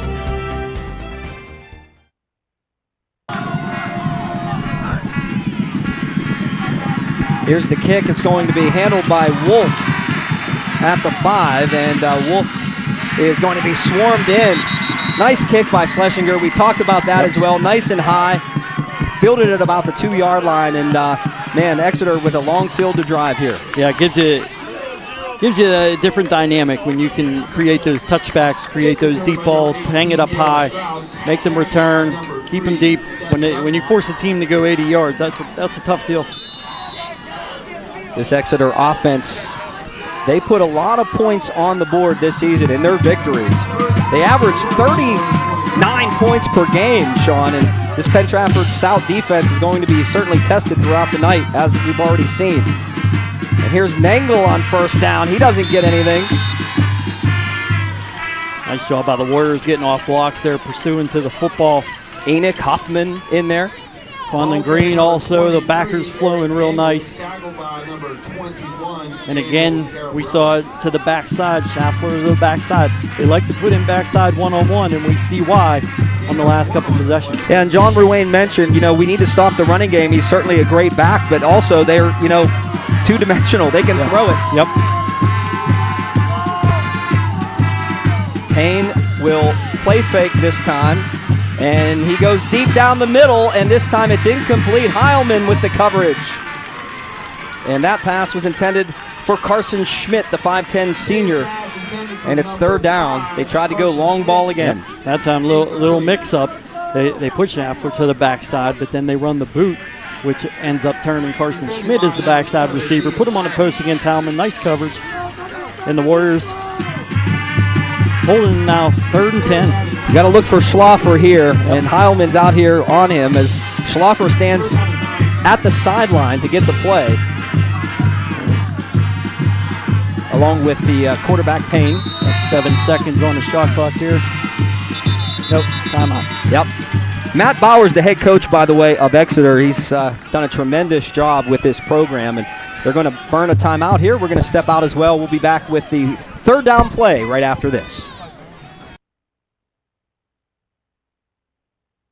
The John V. Graziano Funeral Home on North 2nd Street in Jeanette proudly serves families in the Jeanette community. The Graziano Funeral Home focuses on traditional and non-traditional services, including funerals, cremation, memorial services, military services, grief support, and pre-planning. Please call us at 724-523-5433. The John V. Graziano Funeral Home in Jeanette, creating a meaningful service to honor the life and memory of your loved one.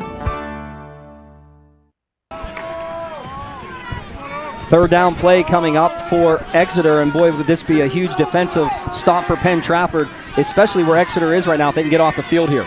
Yeah, big play. This is Exeter's strength. They're very good on third down. So yep. Very, very tough battle here early in the football game. They were fantastic last week. 13 conversions on third or fourth down last week.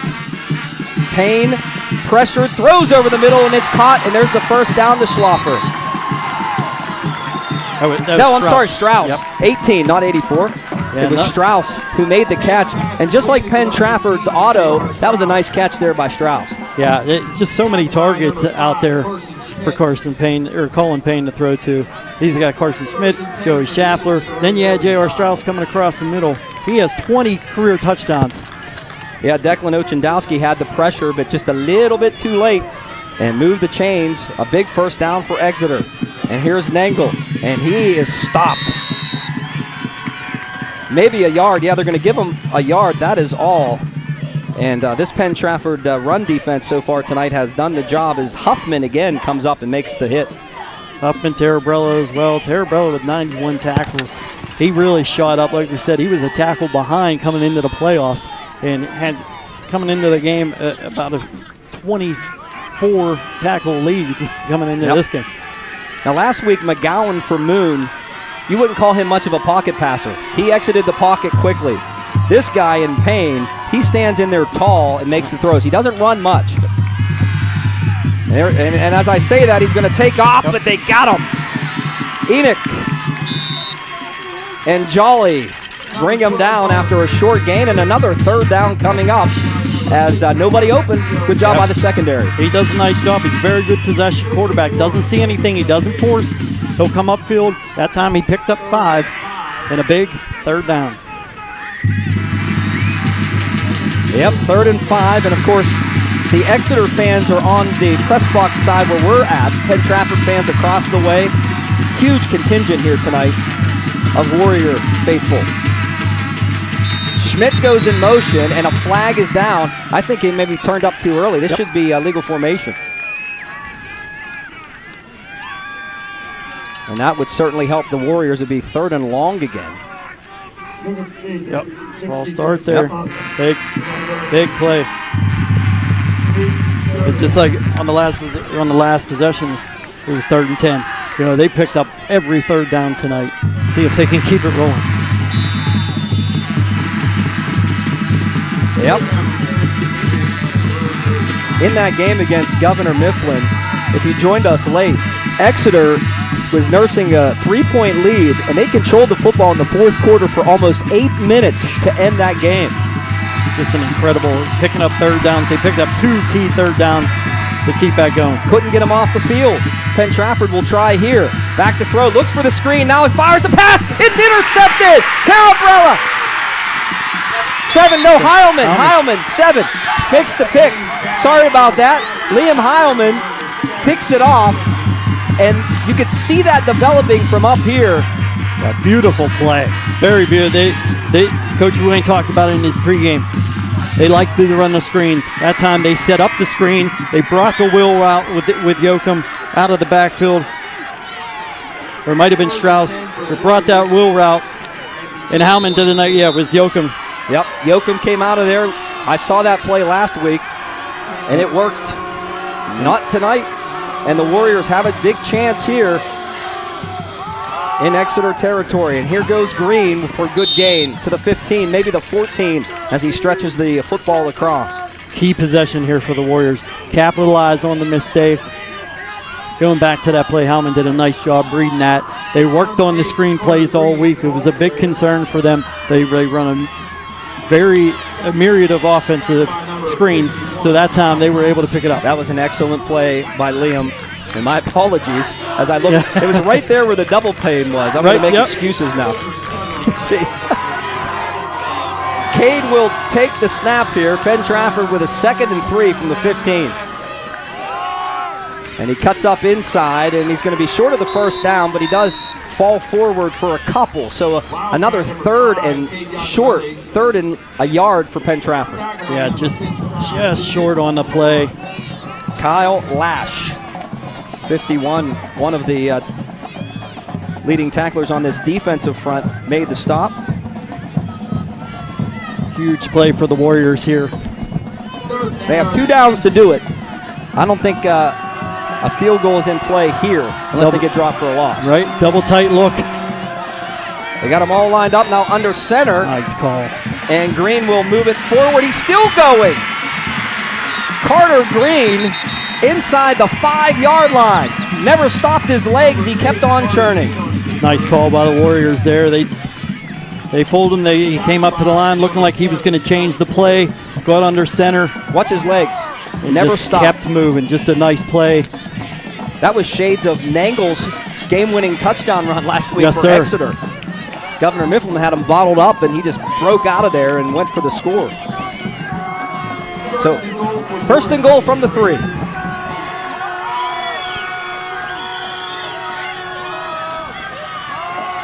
Iacomelli walks in for the touchdown. Penn-Trafford on the board again. Beautiful. Inside zone to the left side. Saw the crease to the backside, got into it. And the Warriors jump up by 9. Off the turnover by Heilman. Reads the play, makes the big pick. And the Warriors capitalize. Points off turnovers so big, especially when you're talking about a state semifinal. No doubt. And another flag here on the point after. We saw this last time. It backed Penn-Trafford up. Schlesinger still was able to knock it through. Let's see who this one is on. They're going to back Penn-Trafford up again. Coach Ruane cannot be happy about that. That's twice on the extra point team. Yeah, they would look like you want to test Schlesinger's leg tonight. See what he got. Well, he's been battle tested throughout the years, certainly. So he'll do it again. Give it a shot here. And all points are big. We saw that last week, did we not? Yes. Huge. 6:01 mark here, the 1st half. Penn-Trafford trying to make it a 17-7 lead on Schlesinger's leg. and he knocks that right down Main Street. We'll be back. Penn-Trafford leads by 10 on the Westmoreland Sports Network. Hi, this is Richard Bazzi for the Ford King Schultz Ford. No matter which Schultz Ford location you are, right now I'm at Schultz Ford in Wexford, or here at Schultz Ford South in West Mifflin, or even here at Schultz Ford in Harmerville. You have a 2,000 new vehicle selection, a $500 best price guarantee, and only one dealership, 2,000 cars, and the only one that can say to you, yeah! If you had to file an insurance claim, would your insurance coverage score a touchdown, or would you be sacked for a financial loss? At Stevenson Insurance Associates, you'll call the right play when it comes to your insurance coverage. Don't fumble the opportunity to score points with our customer service and superior low-cost policies. You need to make the right call to Stevenson Insurance Associates at 724-832-9889. No, it's Wolf. It's not Yeah, Strauss. Wolf. Yeah, he's 13. Yeah, on the outside. Yeah. All right, we're back with you. Sorry about that. We're looking at who's deep. I mentioned last time Wolf took the kickoff, and he's not going to get a chance this time because Schlesinger knocks it in the end zone. But it is 13 Wolf back there. Kind of hard to read the numbers sometimes. The public address announcer mentioning Strauss. It's actually Wolf who catches it, but it's a touchback. And from the 20, those are always so important. 80th career touchback there for Schlesinger. Very nice job, especially on the kickoff. Jacob Wolf has a 29.7 yards per return with a one touchdown or one return. So, a very dangerous guy back there. Exeter offense back out here. I just had a memory of our first Penn-Trafford game ever against Peters Township on the Westmoreland Sports Network. And my brother was hitting me when I was trying to turn down the volume. But we came back there and I was still talking. He hit me again and brought back a memory. That's a good thing. There it is. Nangle, nothing there. Warriors again off and running here defensively against the run game. They've been stout tonight. Yeah, really doing a nice job, scraping down the line. Good pursuit. Keeping it to no gain. Making it second and long. Enoch has played extremely well here in the first half, getting off blocks. Look at Tarabrella. He's not going to give up on the play. He's in there as well, finishing at the end, but Warriors all over the place. Huffman again. And Enoch, he has a big boy over him tonight. 6'2", 335. Cal Helm. 2nd and 9, Nagel, nothing. Tarabrella and Dunlap team up. One low, one high, and it's 3rd and long. Well, since that touchdown possession that Exeter had the touchdown on, the Warriors have tightened up here on the last couple possessions. Now 3rd and long, we might see some type of play action. Yeah, this is where Payne is good, yep. And we've seen that so far tonight. A couple of conversions, although he did throw the interception. See if the Warriors can bait him again. Schaffler to the top against Otto. Yep, top of your screen. One-on-one out there. Look out. He might go deep to him. Yep, there it comes. Helping out is Green, but it's knocked away. Carter Green came over and helped out Otto, and they teamed up to knock it away from the 6'6" Schlaffer. What a play. That was Green, yeah. Yeah, 8. Green, yep. Yeah. Otto underneath, Green over the top. Nice bracket there. Able to force the 4th down. Let's watch the end of this play. Otto with good coverage, but Schlaffer with his 6'6" frame goes up. And a good team effort there to knock it away. Had it in his hands for a second, Carter Green. And all of these plays are certainly huge. As Moser will kick from his own 10. And he got into this one. This could be huge for Exeter, but it doesn't take as good of a roll as I thought it would. But it does get inside the 30 to the 25-yard line. And the Warrior defense gets off the field again against a team that's just tremendous on 3rd down conversions. Yeah, very good on 3rd down. Dynamic players all the way around. Very hard to cover them all, but the Warriors are doing a nice job in preserving the 17-7 lead. So now with 4:27 left, maybe Penn-Trafford, if you're John or Wayne, you're thinking we can mount together a long drive here before the end of the half. Remember, Exeter will get the football to start the second half. Yeah, this is your 4-minute offense coming out to finish the half.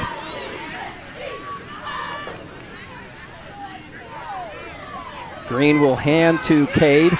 Through a hole to the 40, to the 50, down the sideline. Cade Yacomelli is going to take it to the house for a Penn-Trafford touchdown, and these people are going nuts across the way.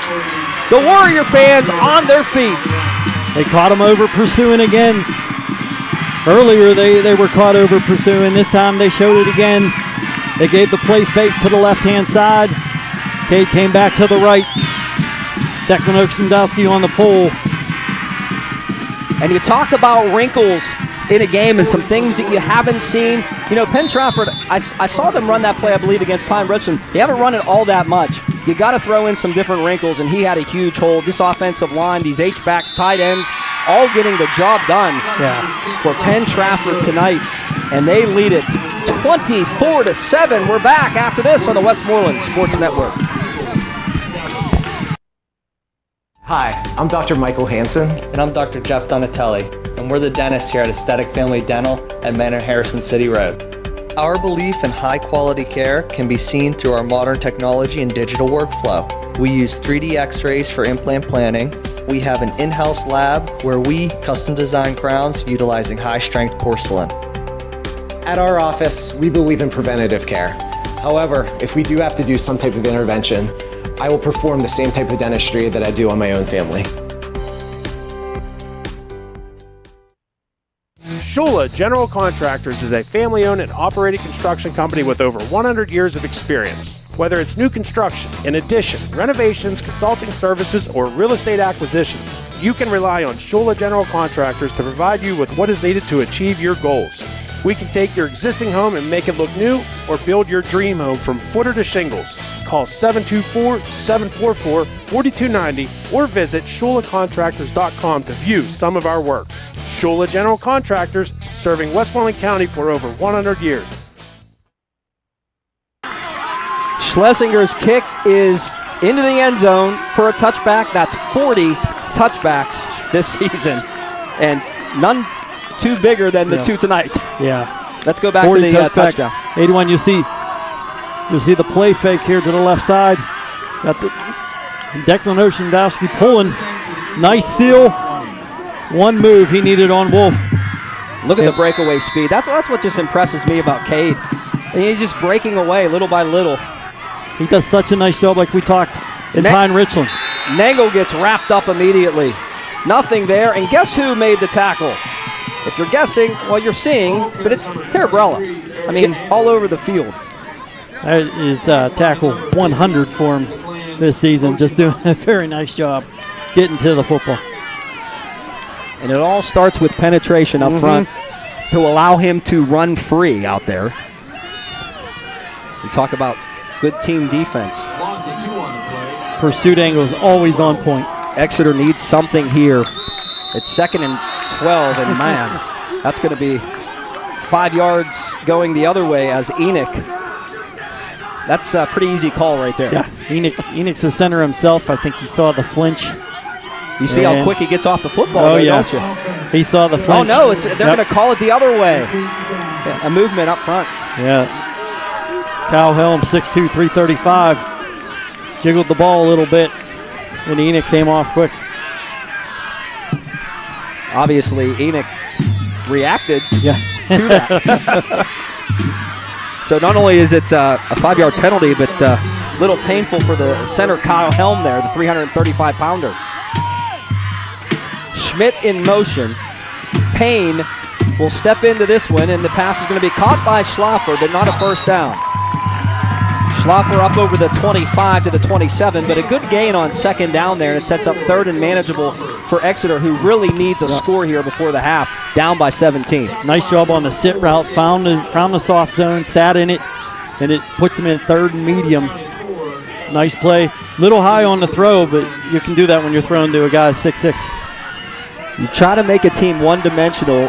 Penn-Trafford in the first half has been outstanding against the run. Let's see what the Eagles draw up here.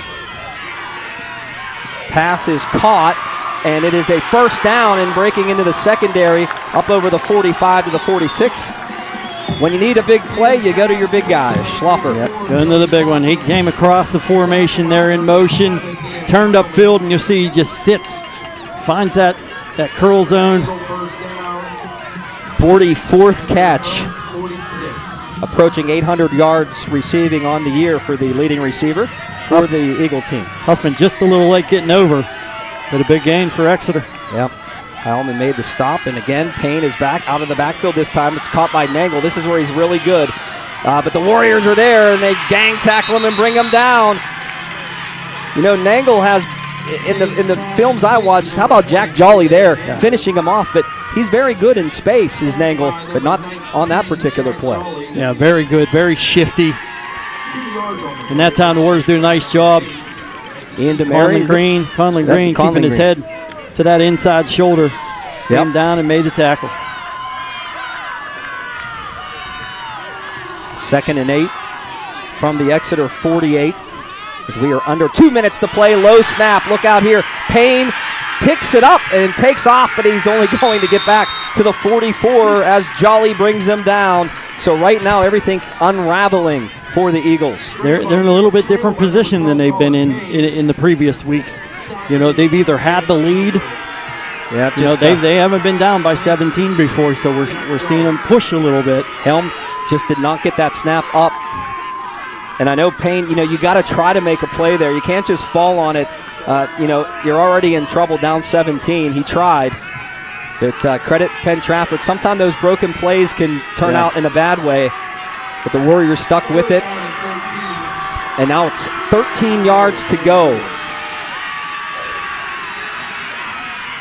A lot of time. Steps into it. Pass caught. He might have got ahead of the lead stick. Yeah, he did. Schlaffer.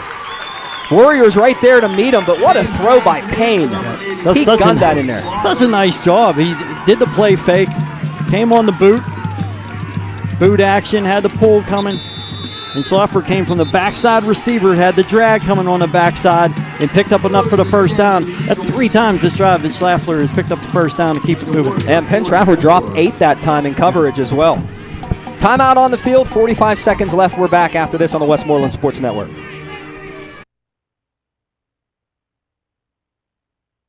When you're in pain or suffering from an injury, all you want is to get back on your feet, back to living your life. At East Suburban Sports Medicine Center, that's what we've done for 35 years. Our staff is skilled, experienced, and compassionate. Our facilities are modern and welcoming, and our focus is on you. So if you want to feel better, play better, and live better, call us today or visit one of our 6 offices. East Suburban Sports Medicine. Take it from me, Bill Hillgrove. It's the best care, hands down. Another big 3rd down pickup for the Exeter Eagles, and that to Schlaffer again. They need points. They have 45 seconds left here. 1 timeout remaining. And they have the football at the Penn-Trafford 44-yard line. All kind of motion this time, and Payne under pressure throws, and Schlaffer again, but only 1 timeout left. I think he might be short of the first down as well. Let's see what they say here. They're going to stop the clock or keep it rolling? No, it's 2nd down, so they got to come up and make a decision. Looks like you're going to go with a spike here. Got to be careful here, though. What's the fake? And he does spike it. So Penn-Trafford keeping everything in front of them there. That wasn't a bad play. You know, just don't allow the big play, the home run ball, if you will. But 26 seconds now, 1 timeout left for Exeter, and it's going to be 3rd and 1. Right now they're putting their eggs all on Schlaffer. They're moving him to each side of the field. He's finding that hook curl zone and sitting in it and making nice catches. And Colin Payne making nice throws. Payne in the pocket, a lot of time. Throws, it's picked off by Dunlap. Dunlap down the sideline. And Seth Dunlap all the way to the 21. That is such a difficult throw to make all the way across the field, and Dunlap was right there to pick it off. Yeah, he had the flat route out there. He was all by himself, but just a tough throw to throw it from your side of the field all the way to the flat on the far side. It's just a very tough throw. We see it here on the replay. He had Carson Schmidt out there. You see he's on his hash trying to make a left hash thrown all the way across. To the bottom of the numbers. Just a very tough throw, and Dunlap able to step in front and make the play. 12 seconds left. You got a kicker like Schlesinger. he's certainly capable from this range. Let's see what Penn-Trafford decides to do. They do have all 3 of their timeouts left, but remember, just 12 seconds on the clock. It looks like they're going to try something here.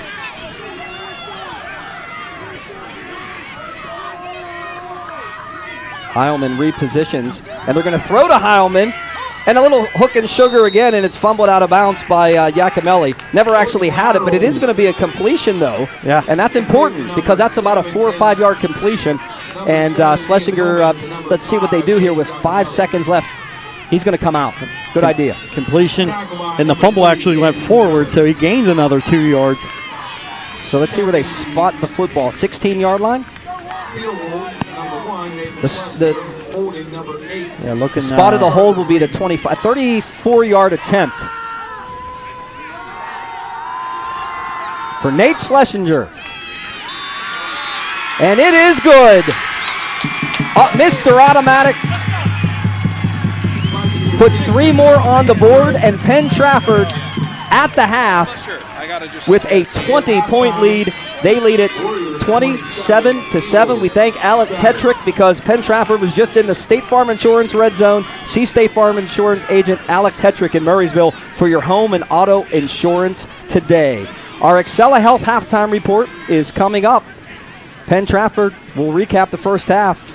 Early on, down 7-3. They lead at the half by the score of 27-7. And we're back with the halftime after this on the Westmoreland Sports Network.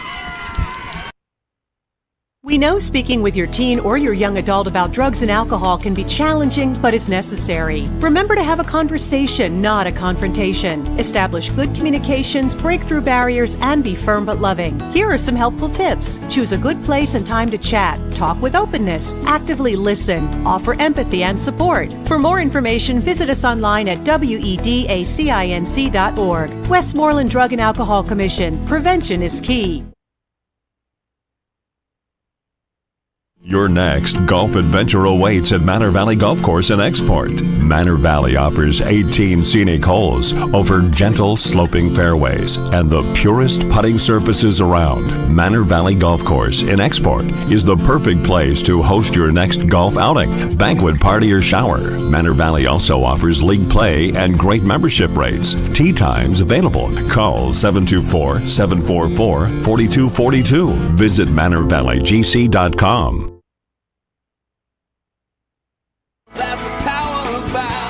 You're always on the winning team with Bowser Chevrolet of Monroeville and Bowser Chevrolet Chippewa. Visit BowserChevrolet.com 24 hours a day, 7 days a week, and get the power of Bowser in your hands. With the new Chevy vehicles arriving weekly, reserve yours now at Bowser Chevrolet. See the full lineup of Chevy cars, trucks, and SUVs at BowserChevrolet.com. Bowser Chevrolet, where the power of Bowser is yours.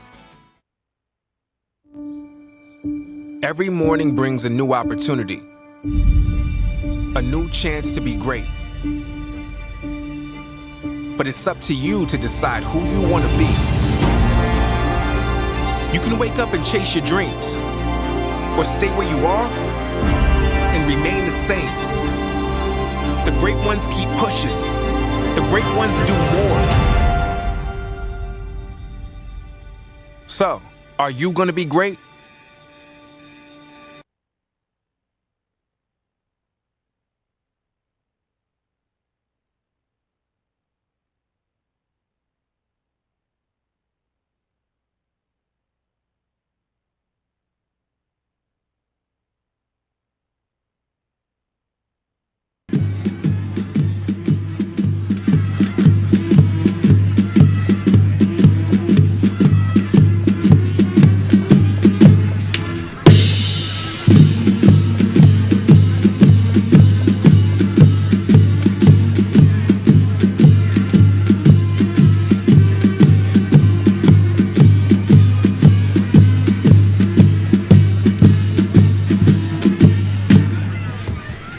Our next selection is the Rolling Stones, Paint It Black.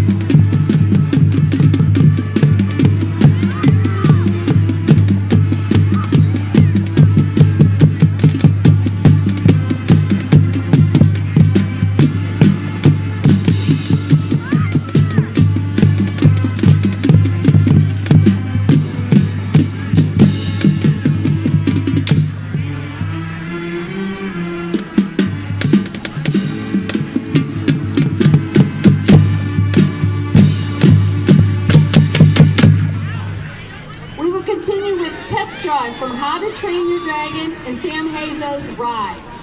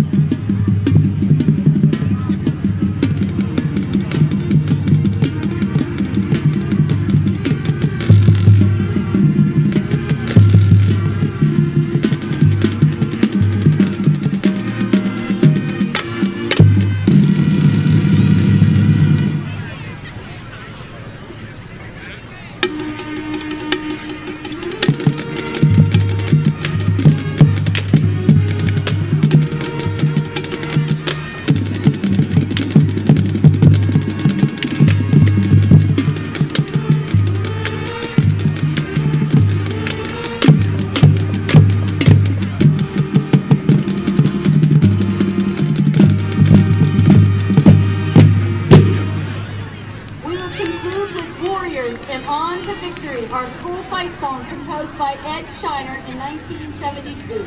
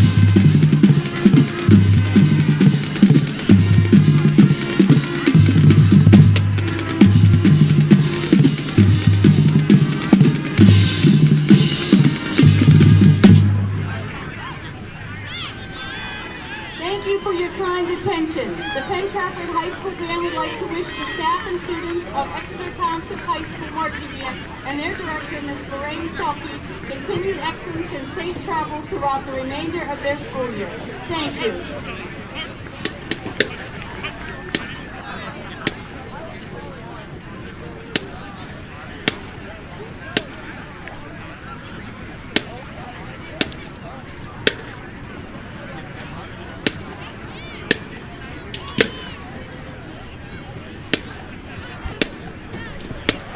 All right, folks, let's pull out your 50/50s red ticket for $250. Once again, we welcome you to the Exela Health Halftime Report.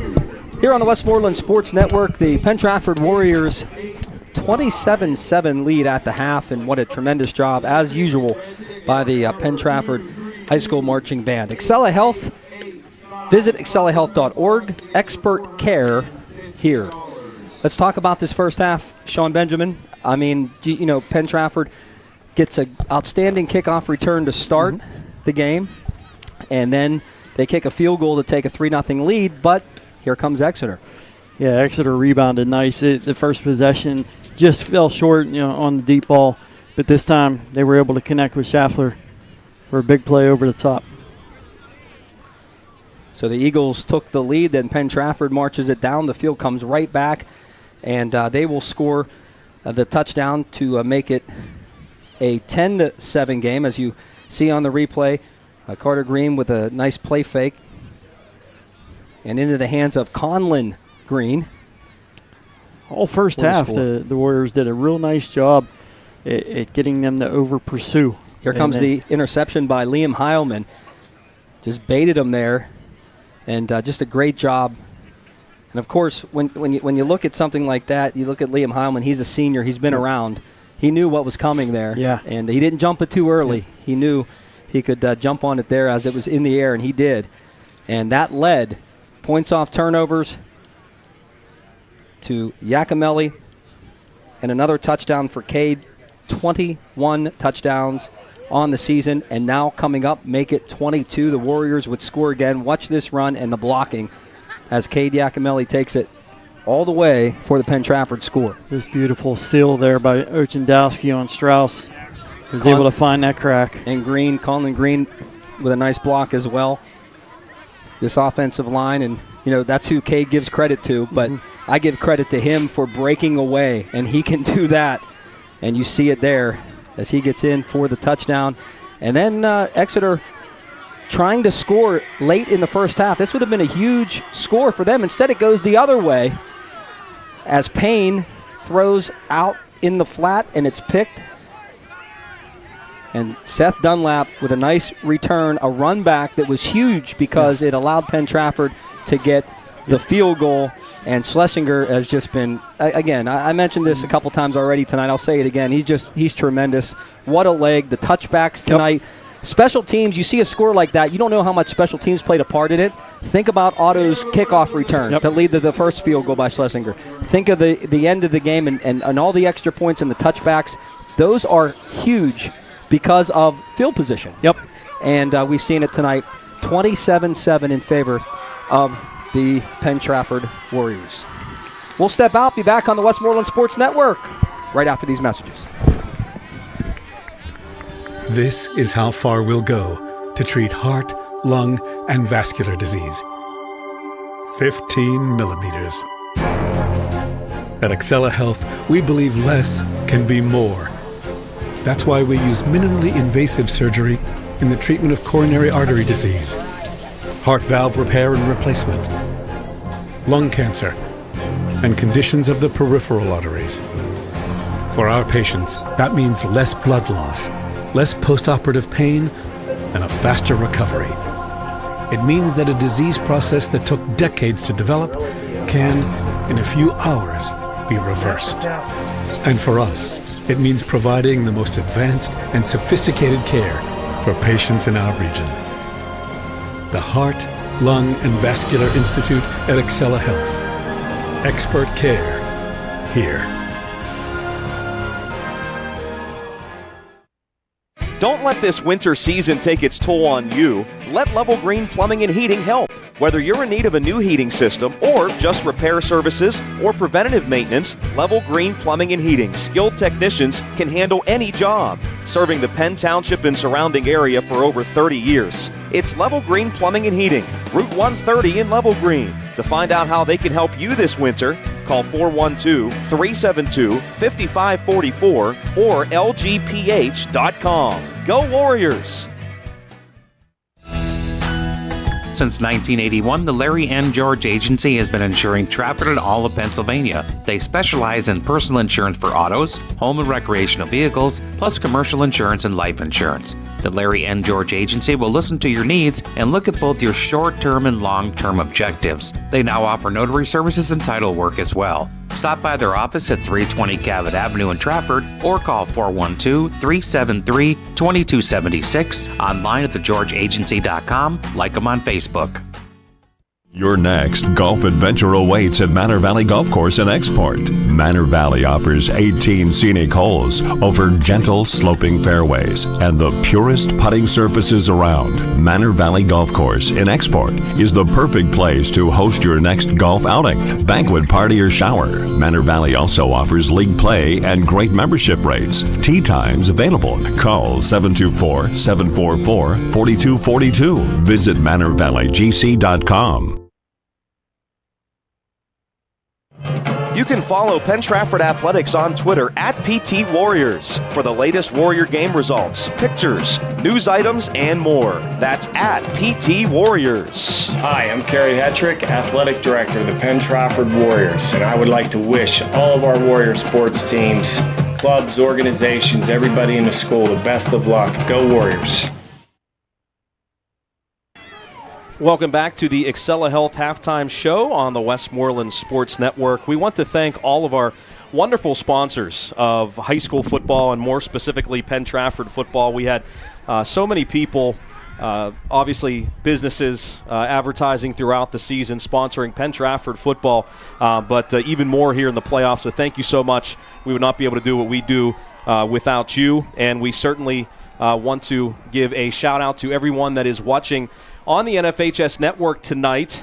For those that are wondering why things are a little bit different, we sent out a video earlier on our social media kind of explaining why that is. The NFHS network has an exclusive rights deal with the PIAA. So the only way we could stream tonight is if we stream through the NFHS network, and that's why we had to do it this way, and that's why there was a fee to watch the game. So certainly had nothing to do with us. We're not making any money off the fees or anything. So we just want to let you know that's kind of why we are streaming through the NFHS network. So for the first portion of the third quarter, I'm really excited about this. We're going to have a couple of Penn-Trafford sophomores from Penn-Trafford. So much, Coach. What a great we're going to go half. down to John You Flickinger. get down early, but you keep on fighting. You get turnovers. You need turnovers in this game, and you're up 20 points. Yeah, kids are playing hard, but it's far from over. I mean, this is a more important 24 minutes in the second half at Heinz Field last week, so we can't let our foot off the gas. We've got to come out and play strong defense right here. Some other guys have stepped up tonight. It's not just the Caden Carter show. I mean, they've certainly done their part, but other guys have as well. Yeah, a lot of guys are stepping up. We got to finish the deal, though. Thanks, Coach. Coach John Ruane, Penn-Trafford will be kicking off to start the second half. We'll go back upstairs. All right, and I'm going to turn it over to Connor Alexander and Paul Mills. They're going to have the call. A couple of Penn-Trafford sophomores from PTTV here in the third quarter. Guys?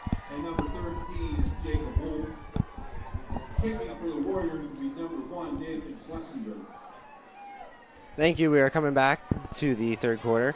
We have another important mention to make. We have Emotip Charter against Strathaven, the other 5A PIAA football game going on tonight. Emotip Charter is leading 20-0, and they are in their halftime right now. We have Schlesinger on the 40-yard line about to get ready for the kickoff. Yeah, the winner of that game will actually play the winner of this semifinal game in the championship for the states, and Schlesinger gets ready to kick off right here.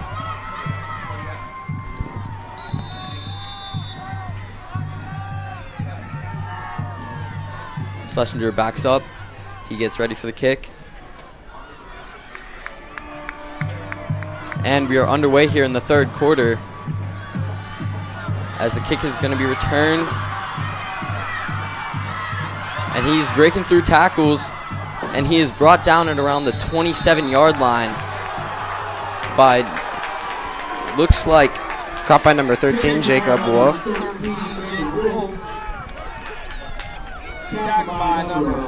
And it'll be Exeter's ball at around the 27-yard line. And we'll see if they can get something going here, as they have been shut out since that first touchdown by Joey Schlaffer. Penn-Trafford defense getting ready. Colin Payne takes a snap. He hands it off to Eric Nangle. And Eric Nangle is taken down 39-yard line. Looks like he got a gain of about 5 yards right there. And that's about the most that they've got through this whole game so far. As the run game has really been stopped by the Penn-Trafford Warriors. The run defense has been very good so far through this game.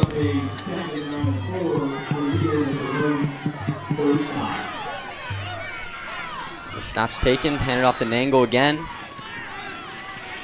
And he does not get much out of that play as the Warriors stop him there. Very small yard improvement around the 41-yard line. And Nangle slow to get up. So that right knee seems to be fine, but he's a little slow getting up there.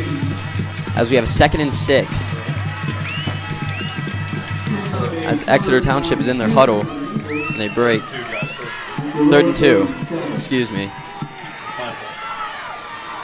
And Exeter has been very good on 3rd down so far as they hand the ball off. Oh, and there's a flag down on the play. Whistle's blown by the referee.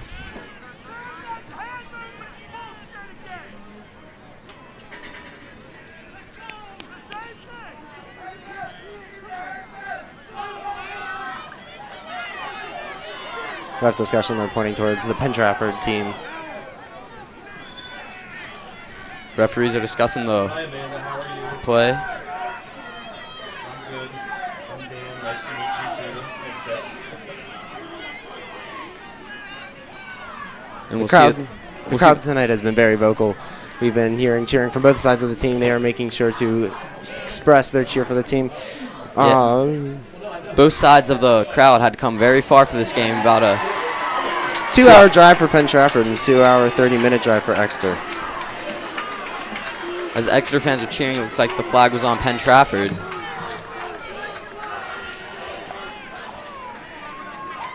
Exeter is going to be advancing to the automatic 1st down there for the Exeter Township 48-yard line. As the chains are moving, and we'll see if Exeter can get something going here. As they are on Penn-Trafford's 48-yard line.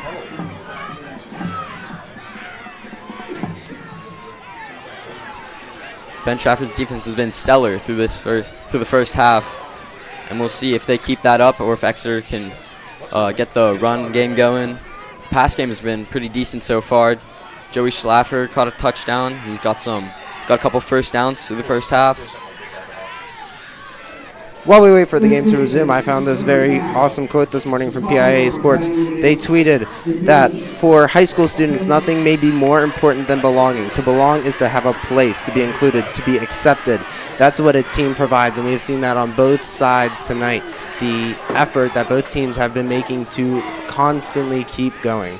And Exeter is moving back now after moving just up after the flag, as there seems to be some confusion. Very much confusion. And we'll see. It's 1st and 10 as of right now. Moving the chains back. Looks like they're going to be on the 42, 43-yard line. Exeter crowd is not happy that they were moved back, but I am assure you that Penn-Trafford is cheering on that opposite side of the field. Clock is running. 10:39 left here in the 3rd. Colin Payne takes a snap. He's looking for a receiver. Sends it to number 18, Strauss. Strauss with a pickup right there. It's a 1st down. 30-yard line. No, 45-yard line. It'll be on the Warriors' 44-yard line. You can see Payne, number 3 from Penn-Trafford. Seth Dunlap was on him, and they got right around, squeezed through that tiny hole. We'll see what Exeter's going to do here as he takes the ball, hand off to Nangle. He dances through. And he gets pulled back. Gets a gain of about 2 or 3 yards there. Looks like that was defense number 10, Josh Huffman.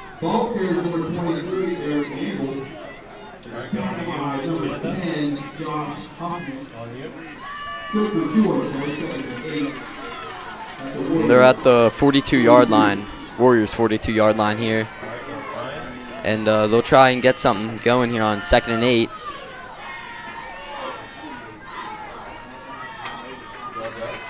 Joey Schlaffer standing at 6'6". He is a big boy as he goes out wide. Colin Payne takes a snap. He's dropped back in the pocket. He looks for number 18, Strauss. He's got to pick up. He's about at the 30-yard line, and that's a first down for Exeter. 9 minutes and 30 seconds left here in the third quarter. The chains are moving, and Exeter's got something going here. At the 31-yard line.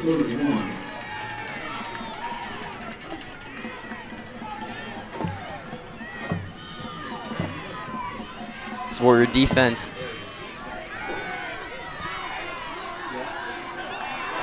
Snap's taken from Payne. He hands it off to Nangle. He runs up the middle. Oh, and he's tackled off, and a helmet falls off there on the play. There was number 51, Joe Enoch's helmet there that fell off, and he's running off to the sideline. As number 55, Lorenzo Montalto, I believe, is coming on.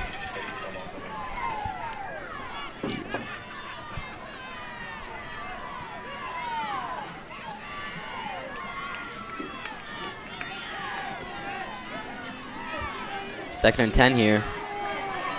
2nd and 5. Takes the snap. Nangle again. Taken down the 24-yard line.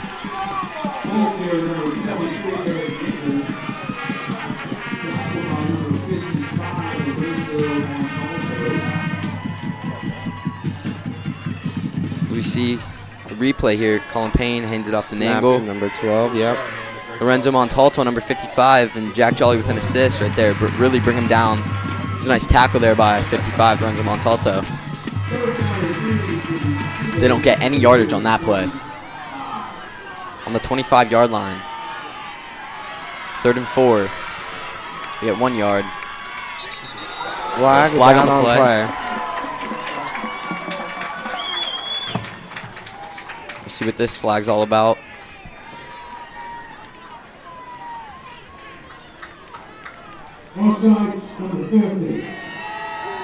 Declan Oshindowski. Flags on him.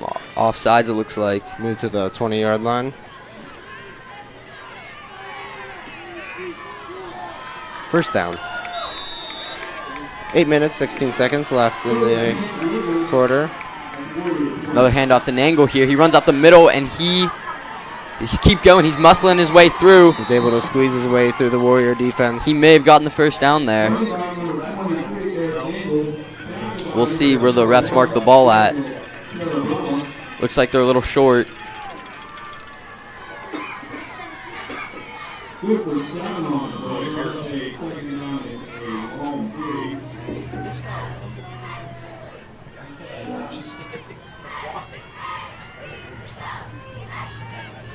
Exeter in the red zone now. Colin Payne takes a snap, play action, and Colin Payne's gonna take it. Oh! And he missed the tackle. Oh, and they get the tackle. That was a great play by the Warriors defensive line. Tackling by number 51, Joe Enoch. Joe Enoch. He's been great on the defensive line so far.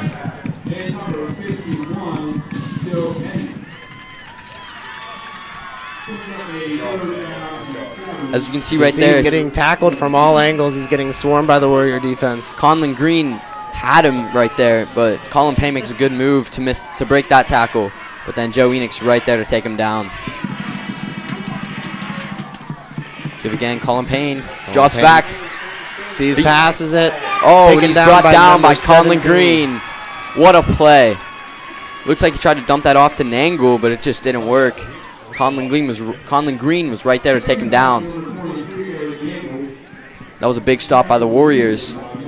Since the beginning of the third quarter, we've seen Nangle and Payne playing phenomenally, moving their offensive line further and further to the end zone. Yeah, Nangle's been getting a lot more touches than he has in previous drives, and it's been working so far for them. We'll see what they do here on 4th and 7. Excuse me. Colin Payne takes a snap. He drops back. He's looking for receiver. Passes it. Oh! It is incomplete. Passes to the outside to number 5. They just can't seem Carson make that play. Schmidt was not able to reach long enough to get that. He was on a comeback route.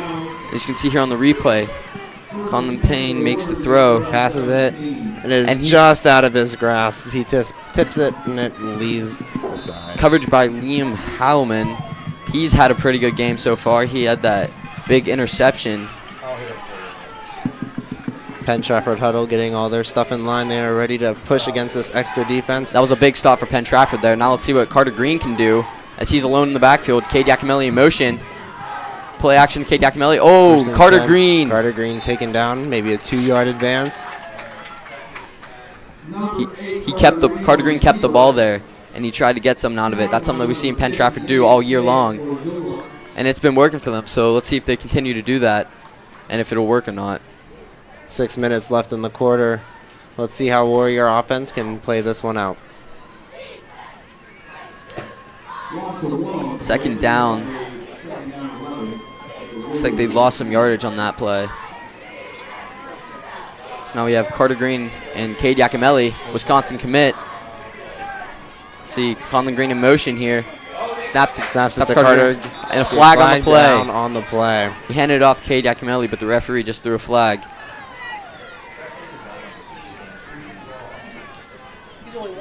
You mentioned Cade Yakimelli, the Wisconsin commit. We also have Carter Green, the Seton Hill commit for lacrosse. The two-sport athlete is phenomenal in both sports, very athletic. He can easily run his way through defenders in either sport. And the Warriors are moving back here, and it's going to be second and long for them. See if they can somehow get out of this one. Second and very long here. Carter Green and Cade Yakimelli in the backfield. Ball snapped. Cade Yakimelli play action. He's rolling out the pocket. Takes it, makes a throw and it is incomplete. And it is almost picked off there. He was looking for number 23. Just couldn't seem to make the play there. Jacob Haynes. You can see on the replay, Carter Green rolling out of the pocket. And he has two defenders right nearby, almost picked off by number 7, Kellen Boyer. Carter Green, wobbly spiral there, but luckily it was not picked off. You can hear the crowd going wild. This is big for Exeter defense. If they get a turnover or if Penn-Trafford has to punt it, either way, it is going to be great for this team. We have Carter Green, no running back there in the backfield. Tommy Kalkstein out wide. He's now in motion. 3rd and 16. Little shovel pass. Incomplete pass is the call on the field right now. Looks like Carter Green tried to shovel that off, but it did not work. And it's an incomplete pass, and the punt team will come onto the field. Josh Huffman, the punter. Last week against Moon Township at Heinz Field, he had some decent punts there. Let's see if he can get a good one right here. Low snap, punts it. Wide. Pretty good pump. It's a big high bounce, and Liam Heilman stops it on the 40-yard line. No. You could just throw it to them. No, we could. Good job, guys. We have fun. Good job, guys. Thank you. Had a good time. All right, John Flickinger, Sean Benjamin back with you. And we want to thank Connor and Paul for the outstanding job. Just sophomores. I mean, man, they got some future ahead of them. Heck of a job. Nice job. And thanks to PTTV for all of their hard work all season long and helping us with this broadcast tonight as Payne will load up here and he will let it fly, and it is intercepted. And it is Otto who picks it off on the far side of the field, and Penn-Trafford gets another turnover, and they get the football right back. Yeah, beautiful job there. Again, they had him bracketed over the top. And the Warriors get a big pick. Pump fake. See the pump right there? Did not bite on it. Otto stayed with him all the way, and he high points this football and makes the play. And again, Schlaffer really didn't have a chance because he had inside positioning on him. And Penn-Trafford, another big turnover. ever since that possession with the big touchdown to Schaffler, they've really done a nice job of getting over the top and bracketing him. Stacking the box big time right now, Exeter Township. And it's Iacomelli who forces his way. There's a late flag comes flying in. We'll see what that is, but just a couple of yards as Hollis, the 6'2", 205-pound junior, makes the tackle for Exeter. Yeah, Penn-Trafford here in the second half, they've come out slow offensively, and we saw that on the last drive, and now a couple of penalties against them, 2 offensively, 1 defensively, and I know Coach Ruane, talked about it. We can't let off the gas pedal, not in this game. No, not at all. Not with the firepower on the other side. They can have a big quarter. Definitely got to keep the foot down. And the clock continues to stop with these penalties. And, you want to keep it rolling. We are at the 4:28 mark here of the third quarter. Penn-Trafford still in command after the Warriors' interception. Otto, 3 picks tonight for Penn-Trafford. Outstanding defensively so far tonight. Green will look like a face mask in there, but he breaks a tackle, and Carter Green gets back to the original line of scrimmage. Man, it looked like he was going to go down maybe for a 2 or 3 yard gain, but again, he's just, look at the size of Carter Green. He's not a big guy. We talked about this all year. He's just so tough as nails. Been playing football since he was little. This game means a lot to him. Look at him just fighting through. Just bouncing off. Keeps his feet moving, doing a nice job. He's been an efficient quarterback all year long. So now it makes it a lot more manageable. 2nd down and 8. That was a 12-yard gain for Green. And more importantly, the clock continues to roll. Even though we only are in the third quarter, Penn-Trafford leads by 20. Iacomelli this time will get to the sideline, and he'll go down across the way. Short the clock again. Once again, Palange is one of the players on the far side of the field over there. Now he's talking to the official. And Kellen Boyer as well, the cornerback on that right side, helped out. Lucas Palange, he's a junior, 6'1", 210, just all over the field. So a 3rd and 6 coming up for Penn-Trafford. Clock continues to run. Protect the football.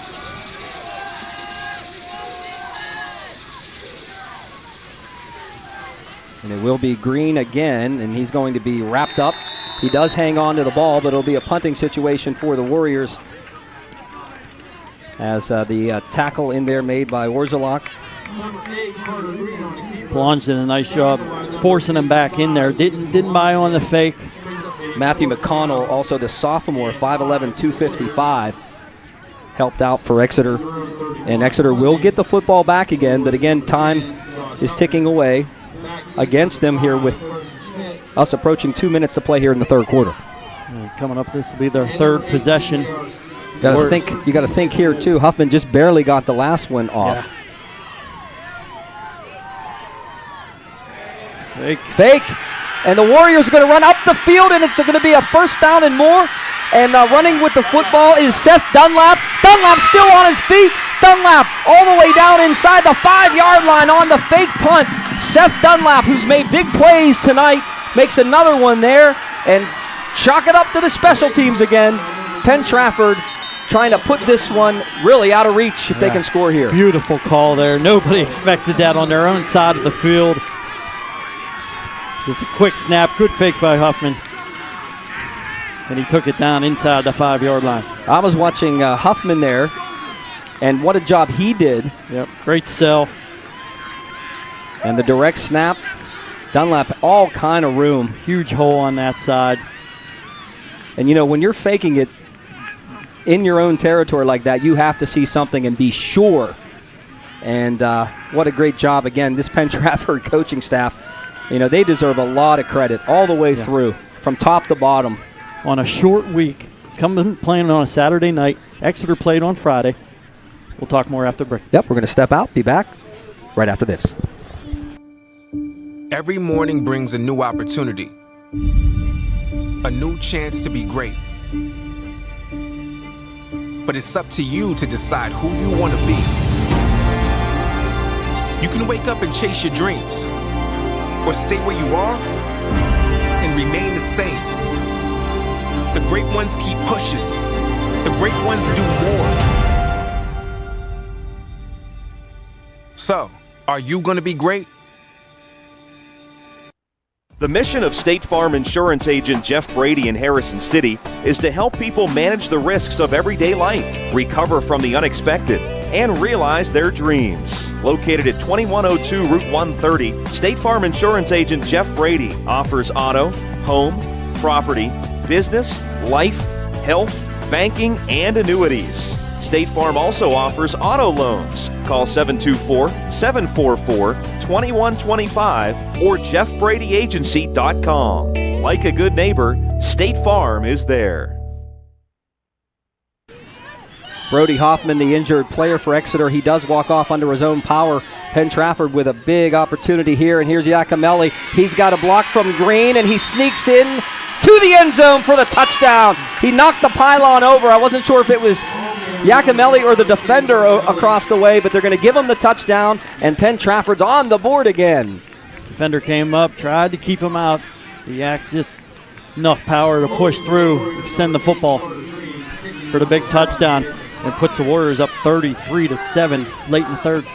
Could that be the dagger here? The fake punt, turnovers all over the place. And the Warriors, and there's a fake right there. Schlesinger's going to keep it, and he's going to get in for the two-point conversion.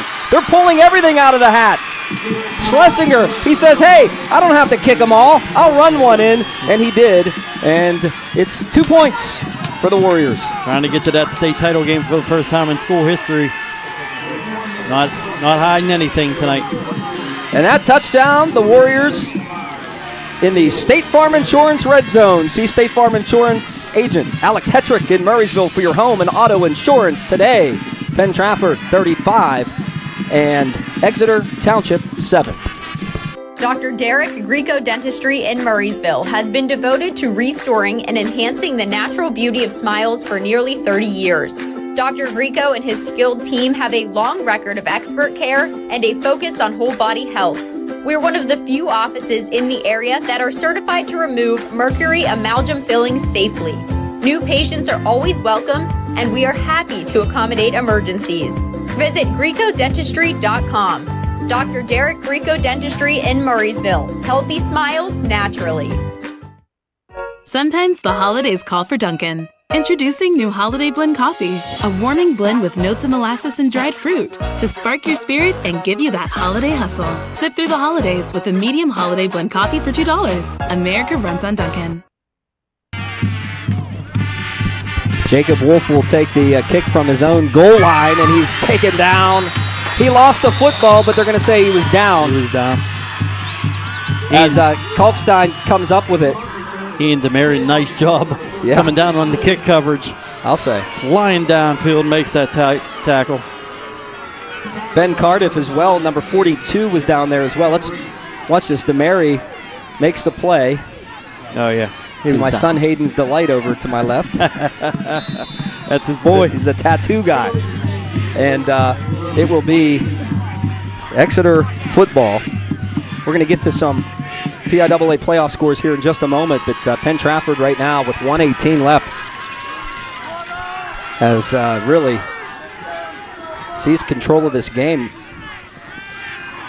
The pass is through the hands of the intended receiver, Schmidt. And it's going to be second down and 10. Let's look at some scores. Central Valley leads Martinsburg Central out of District 6, 21-7. That's late.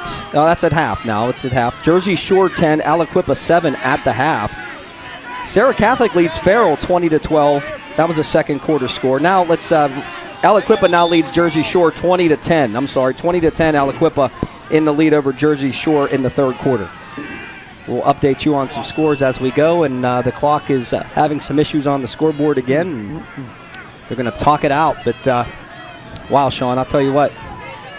Early in this game, Penn-Trafford getting that first field goal, and then Exeter kind of flexing their muscles on that offensive possession. But since then, this Penn-Trafford team has just been all over the place, and it's been more than just Cade and Carter, and that's what they're going to need. I mean, those guys show up and do their thing, but many of others on the offensive side of the ball have stepped up defensively as well. Yeah, we talked about it the other night. They needed somebody to step up, and Dunlap, Otto, Howman, guys are stepping up and making plays. Of course, the entire offense and defensive line, like they always do. Linebackers flowing to the football. Seth Dunlap, the big interception at the end of the first half, and then the fake punt. Run for a first down inside the 10, and capped off by another Yakimelli touchdown. 22 rushing touchdowns on the year. Here's Nagel, and Nagel is going to be hit and dropped for a yard. That's it. Yeah, ever since that second possession when Exeter came out, got the 7-3 lead, the Warriors have shut the door. There's another guy that's had a tremendous night defensively, Conlon Green. Yep. He's been all over the place. Aliquippa now 27-10 over Jersey Shore. And I believe if Aliquippa wins this game, they now have to move up to 5A. I'm not kidding you. Here's the pass, and it is caught, and it is a first down for the Eagles. It is Schlaffer. Which could be a major thing because they have stated that they will not play 5A, so they will threaten to go independent, which would be terrible for the Warriors. It certainly would. That's what they said, if they have to go up. And I think there was 2 more games to win. They won last week against Bell Vernon and then winning tonight. Not over yet. Schlaffer in motion. Payne fires across the middle. It's tipped around and it's intercepted. Yes, Penn-Trafford pickoff, and it's Yakimelli this time. Another turnover as that pinballed around, and Yakimelli ended up with the football. What a beautiful play there. Yeah, came up. Strauss took the hit as he was going up for the ball. It jiggled around, and Yak makes the pick. And the Warriors are in business here with 13 seconds to go in the third. Let's watch it again. Again, just a 3-man rush. All kind of defenders back there, tipped up and around. The ball actually probably should have been caught. Oh man, that hit the ground. But we, as Warrior fans, we will take it. I'm going to look at the replay again. Let's see it. Strauss tips it up into the air. It comes down, and yes, it did. Wow, and a long ball caught by Otto at the 5-yard line. Yes. So Penn-Trafford trying to literally put this one away. They get a break there on that interception that hit the ground there. But, hey, why not go long ball right off the bat? They got a break last week also when Yakimelli fumbled early in the game. Little things like that happen. But what a catch by Otto to go up and take that ball off of Wolf. And that will do it for the third quarter. Fans on their feet across the way. Warriors fired up. They lead it 35-7 here on the Westmoreland Sports Network. Are you saving enough to maintain your current lifestyle throughout your retirement years? Is it time to increase your retirement plan contributions? Is your asset allocation consistent with your retirement planning goals? Will Hoffman at Hoffman Wealth Management can help you determine if it would be in your best interest to revisit your retirement planning goals. Call him today at 724-522-5411. Or simply stop by any local branch to arrange a free, no-obligation personal consultation. Securities offered through LPL Financial, member FINRA, SIPC. Investment advice offered through Private Advisor Group, a registered investment advisor. Private Advisor Group and Hoffman Wealth Management are separate entities from LPL Financial. Give your taste buds a taste of Italy by biting into a slice of pizza at Dom's Pizzeria in Trafford. Voted by the readers of the Tribune Review as the best pizza in Trafford, Dom offers 17 unique toppings for you to choose from. Also try Dom's specialty pizzas, all made with 100% olive oil. Dom's Pizzeria also has wings, hoagies, calzones, wraps, and pasta, all at affordable prices. Eat in or take out, and we deliver. Call 412-372-DOMS, Cabot Avenue in Trafford, and a proud sponsor of tonight's Warrior Player of the Game. Fourth quarter of action here on the Westmoreland Sports Network. After the completion to Otto, Penn-Trafford has it in the Alex Hetrick red zone. And there's a flag down. This is coming back. Make that 2 flags as Yakimelli walks in. Thought he had another touchdown, but as we saw earlier on a short touchdown run, this is going to come back. Thanks to State Farm agent Alex Hetrick in Murraysville for your home and auto insurance today. A very fast holding call. I mean, as soon as the ball was snapped, he was throwing that flag. Yeah, don't want to doubt the referees. I know, but it's almost like we're going to well, we got to try to slow them down a little bit. You know? Give Exeter credit because they need to stop here big time if they even want to have a chance. And no in this disrespect game. to Exeter. This is a phenomenal football team. Both teams traveling 2 hours, into the middle of the state to play this game. First time for both schools. Just exciting on all fronts. The other semifinal game, Imhotep Charter and Strathaven. Imhotep leads 28-0 in that game. So if Penn-Trafford wins this game, or Exeter, whoever, it will be Imhotep looks like will be the opponent, as Green's pass is incomplete. And again, it's Palange who was over there defensively and just kind of from his defensive end spot got out into the flat and still knocked that away. Yeah, just a phenomenal player. He does. We talked about it earlier. Career stats: 153 tackles, 31.5 tackles for loss. He has 10.5 sacks, 17 hurries. He has multiple pass deflections just like that. I mean, he gets in every play. Just a dynamic player. 6'1", 210 junior. Goal to go from the 15 for the Warriors. Carter back, quick throw, caught Yakimelli, up the field into the end zone, touchdown! 15 yards on the quick strike, Green to Yakimelli, added up another touchdown, and the fight song plays. Wide receiver screen, Yakimelli spread out that time, came down the line, beautiful blocking downfield. That is something the Warriors work on routinely, is the screen package. In that time, just a very nice job. Everybody downfield. He walked into the end zone, and the Warriors about to. And the key to that play, no ineligible downfield because it was behind the line of scrimmage. Schlesinger knocks it clock through. And I cannot believe this, but yes, wow. we do. 11:43 left, fourth quarter. It's now a 35-point Warrior lead. We're back after this. It's not just a home or a car. It's the 6 months you save for your Ultra HD flat screen, just in time for football season. And the overtime you worked for that third car, so your teen can drive himself to practice. While other insurance companies just see them as a bundle or combo, State Farm agent Alex Hetrick sees your home and car as things you work really hard for. Alex understands what your things really mean to you. Talk to State Farm agent Alex Hetrick in Murraysville for your home and auto insurance today. Hi, this is Penn Township Commissioner Chuck Colkus. I've been proud to serve the residents of Penn Township for over 5 years. There's nothing I enjoy more than sitting in a sea of green and gold on Friday nights at Warrior Stadium and cheering on our Warriors with you. Good luck to the Penn-Trafford players, cheerleaders, and band. Here's to another great season. Paid for by friends of Chuck Colkus.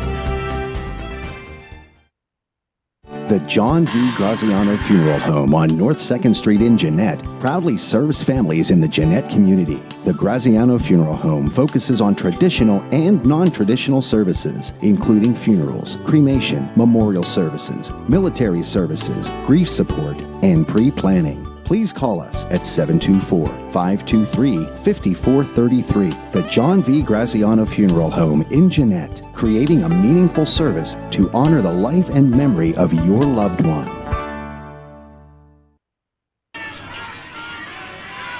Nate Schlesinger's kickoff into the end zone, another touchback as we're back to live action, and the scoreboard is out again. But Penn-Trafford may be lighting it up a little bit too much tonight.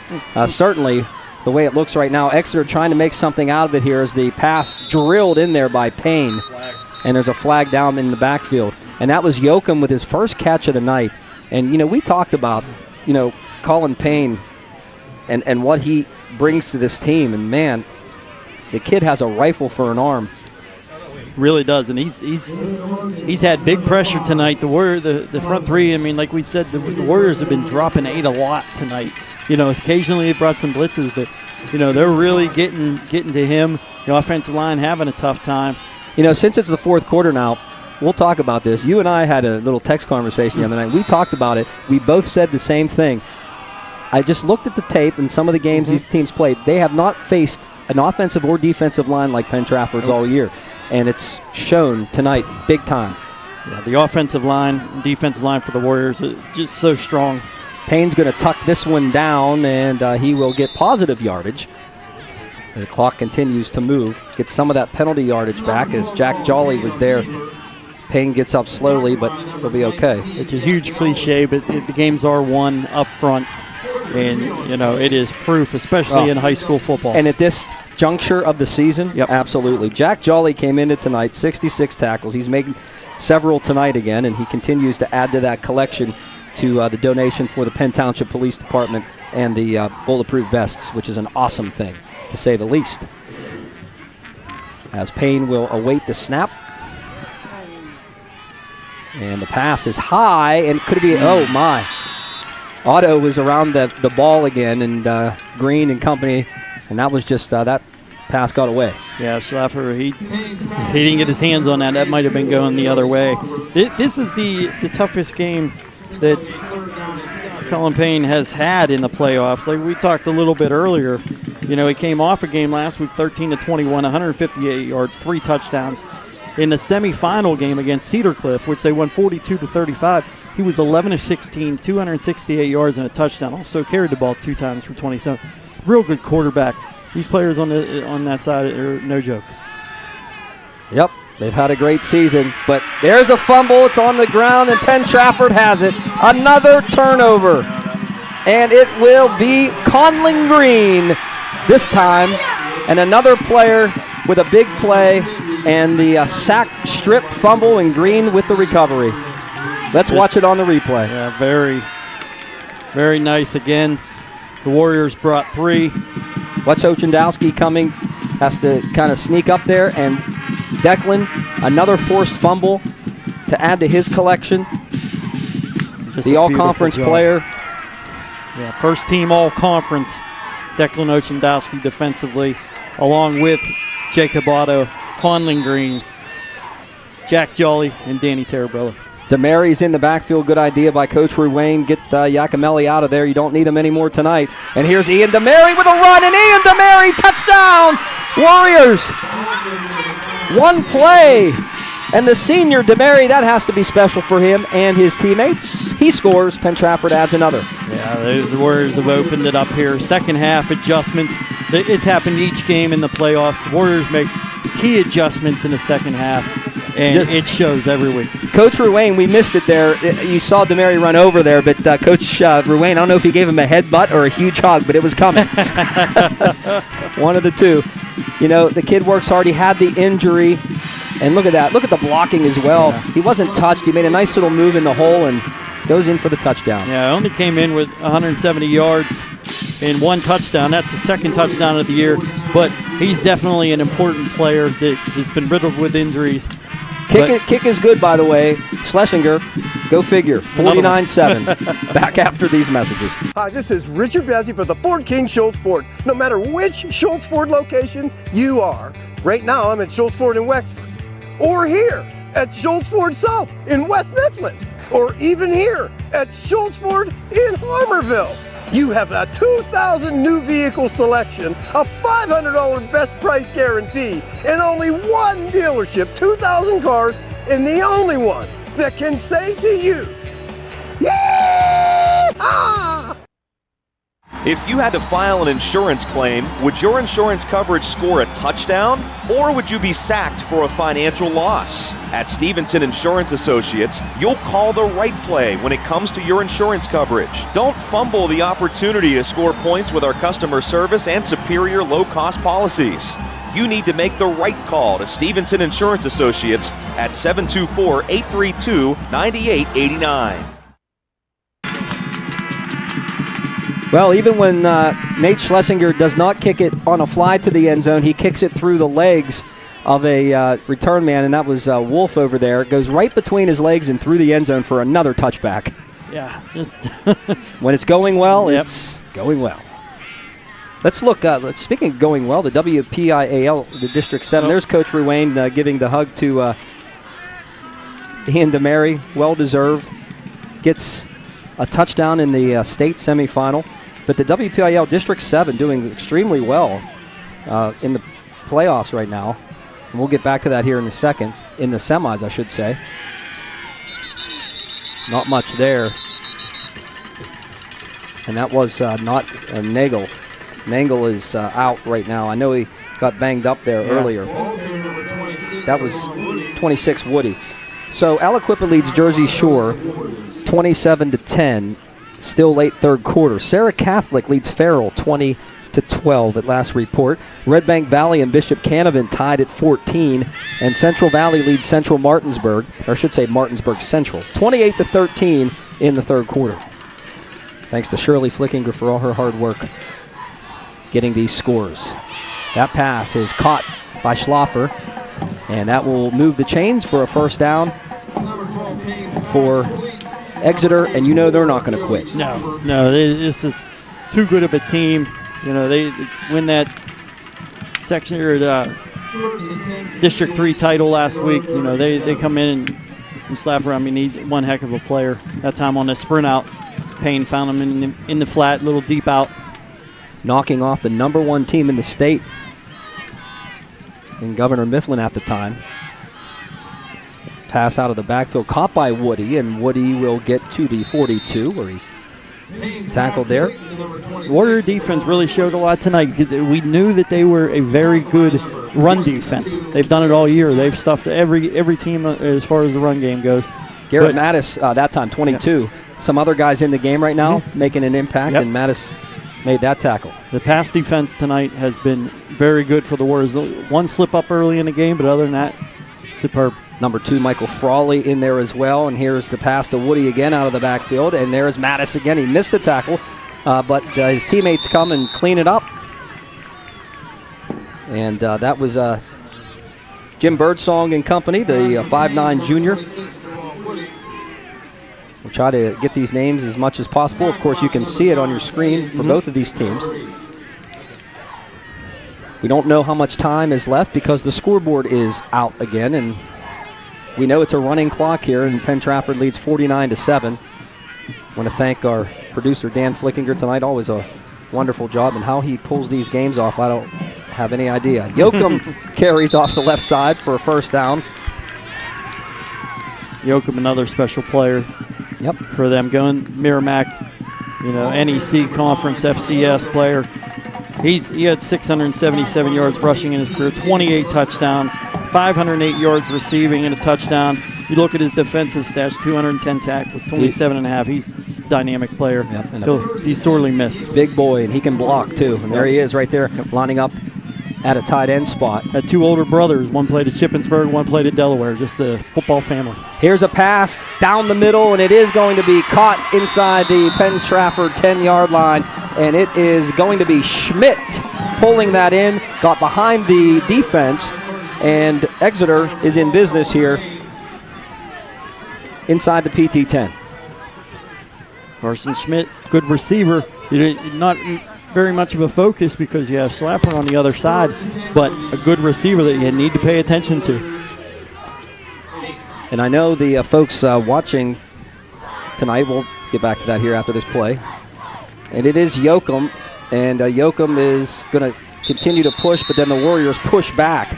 He got to about the 5 for a pickup of maybe 2, but, you know, obviously the NFHS and the PIAA have a contract, and we appreciate NFHS for allowing us to use our stream for the game tonight, you know, and we hope you enjoyed it. We know you have to pay for it, but that's just the way it is. The archive will be available, though, just like normal, on the Westmoreland Sports Network to watch this game back as many times as you want. I know the Warriors will be watching it back as Yoakum down to the 1, and he gets upended there.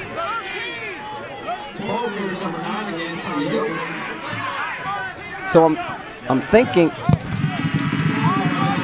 no, that was 2.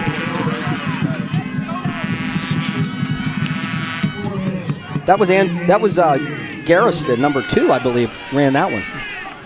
not 9. Yoakum is back in there now, though. Looks like Nangle back. No, that's Woody. No, it's Nangle. It is Nangle. Yep, he's back there. And it's going to be Yoakum for the touchdown.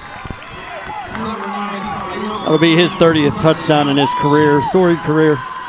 Senior Tyler Yoakum, 6 foot, 220 pounds, gets on the board for the Eagles. A little hug from his quarterback, Colin Payne. 2 outstanding players. Yeah, these guys have been, just like any team, played up through the ranks, through the years together. And, someone needs to win. Yep, and Mike Moser knocks down the extra point. 49-14, Penn-Trafford have no idea how much time's left in the fourth quarter, but we know there's not too much. We'll be back right after these messages on the Westmoreland Sports Network. Shula General Contractors is a family-owned and operated construction company with over 100 years of experience. Whether it's new construction, an addition, renovations, consulting services, or real estate acquisitions, you can rely on Shula General Contractors to provide you with what is needed to achieve your goals. We can take your existing home and make it look new, or build your dream home from footer to shingles. Call 724-744-4290 or visit ShulaContractors.com to view some of our work. Shula General Contractors, serving Westmoreland County for over 100 years. Every morning brings a new opportunity, a new chance to be great. But it's up to you to decide who you want to be. You can wake up and chase your dreams, or stay where you are and remain the same. The great ones keep pushing. The great ones do more. So, are you going to be great?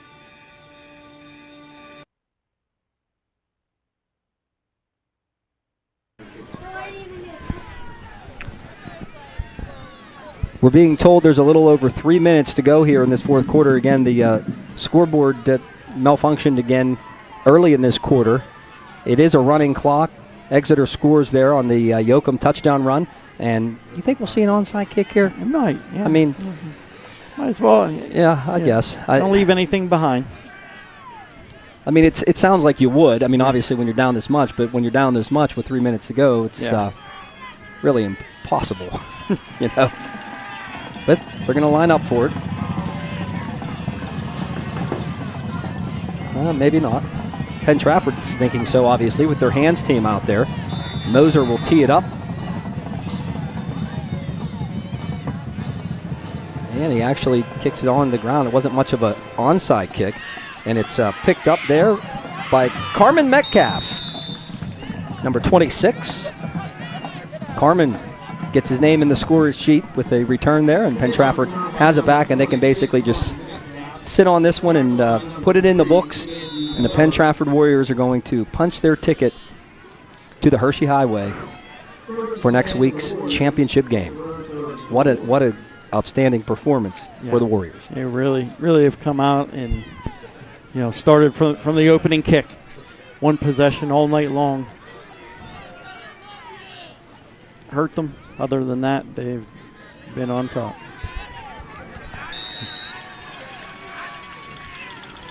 Ball was carried that time by Garrett Mattis.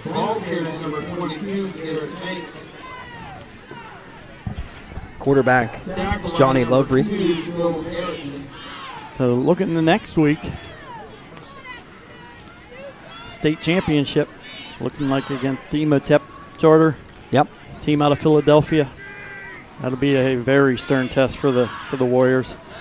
If there's another team that is comparable to Governor Mifflin, it would be Emotep.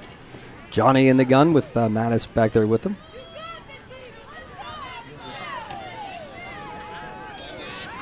And it's Mattis again, carrying. As the quarterback, as I mentioned, Johnny Louver, just a freshman, 5'10", 170 pounds. And how about some of these young guys with a chance to play in this type of game? Yeah, this is huge for them, definitely making their night. Probably never even thought that they would have a chance to play in this game with how good the team was on the other side. The Warriors have come out and slammed the door and getting some of their backups some good work. I'm going to get my running shoes on here when this game's over and try to head down and get Coach Ruane. And, of course, my son Hayden wants to come with me, so you better run, buddy. And the handoff for a Penn-Trafford first down, and that should just about do it. Long carries number 22, Eric Bates. Mattis. Tackle by number 9, Ty Yoakum, and number 2, Will Erickson. First down. Lose the chains. Football at the 46-yard line.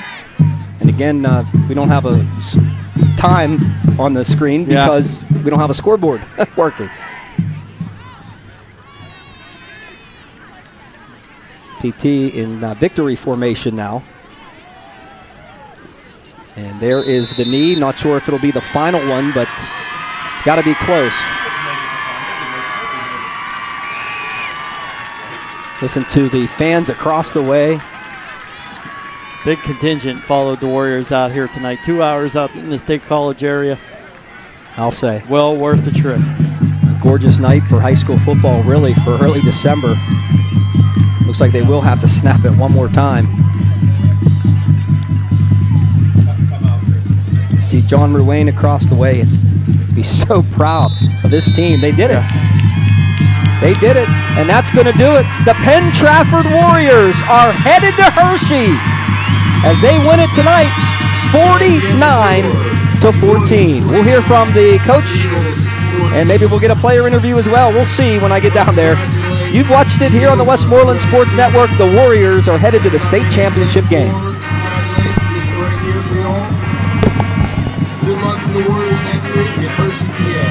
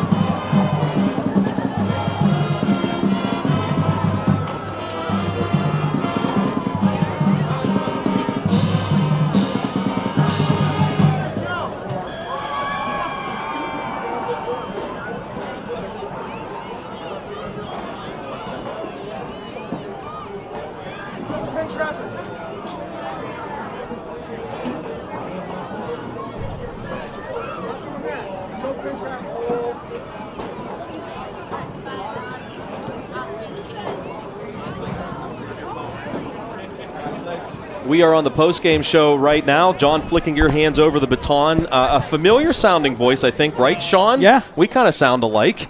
Dan Flickinger with you now. So John is on the field, and he is waiting for Coach Ruane to wrap up talking to the guys and get set to talk with him about this fantastic football game in Penn-Trafford's favor. 49-14, the final score. And Sean, Coach Ruane said on the pregame that he didn't expect a hangover, and it certainly showed. Exeter Township, they got on the board first in terms of touchdowns.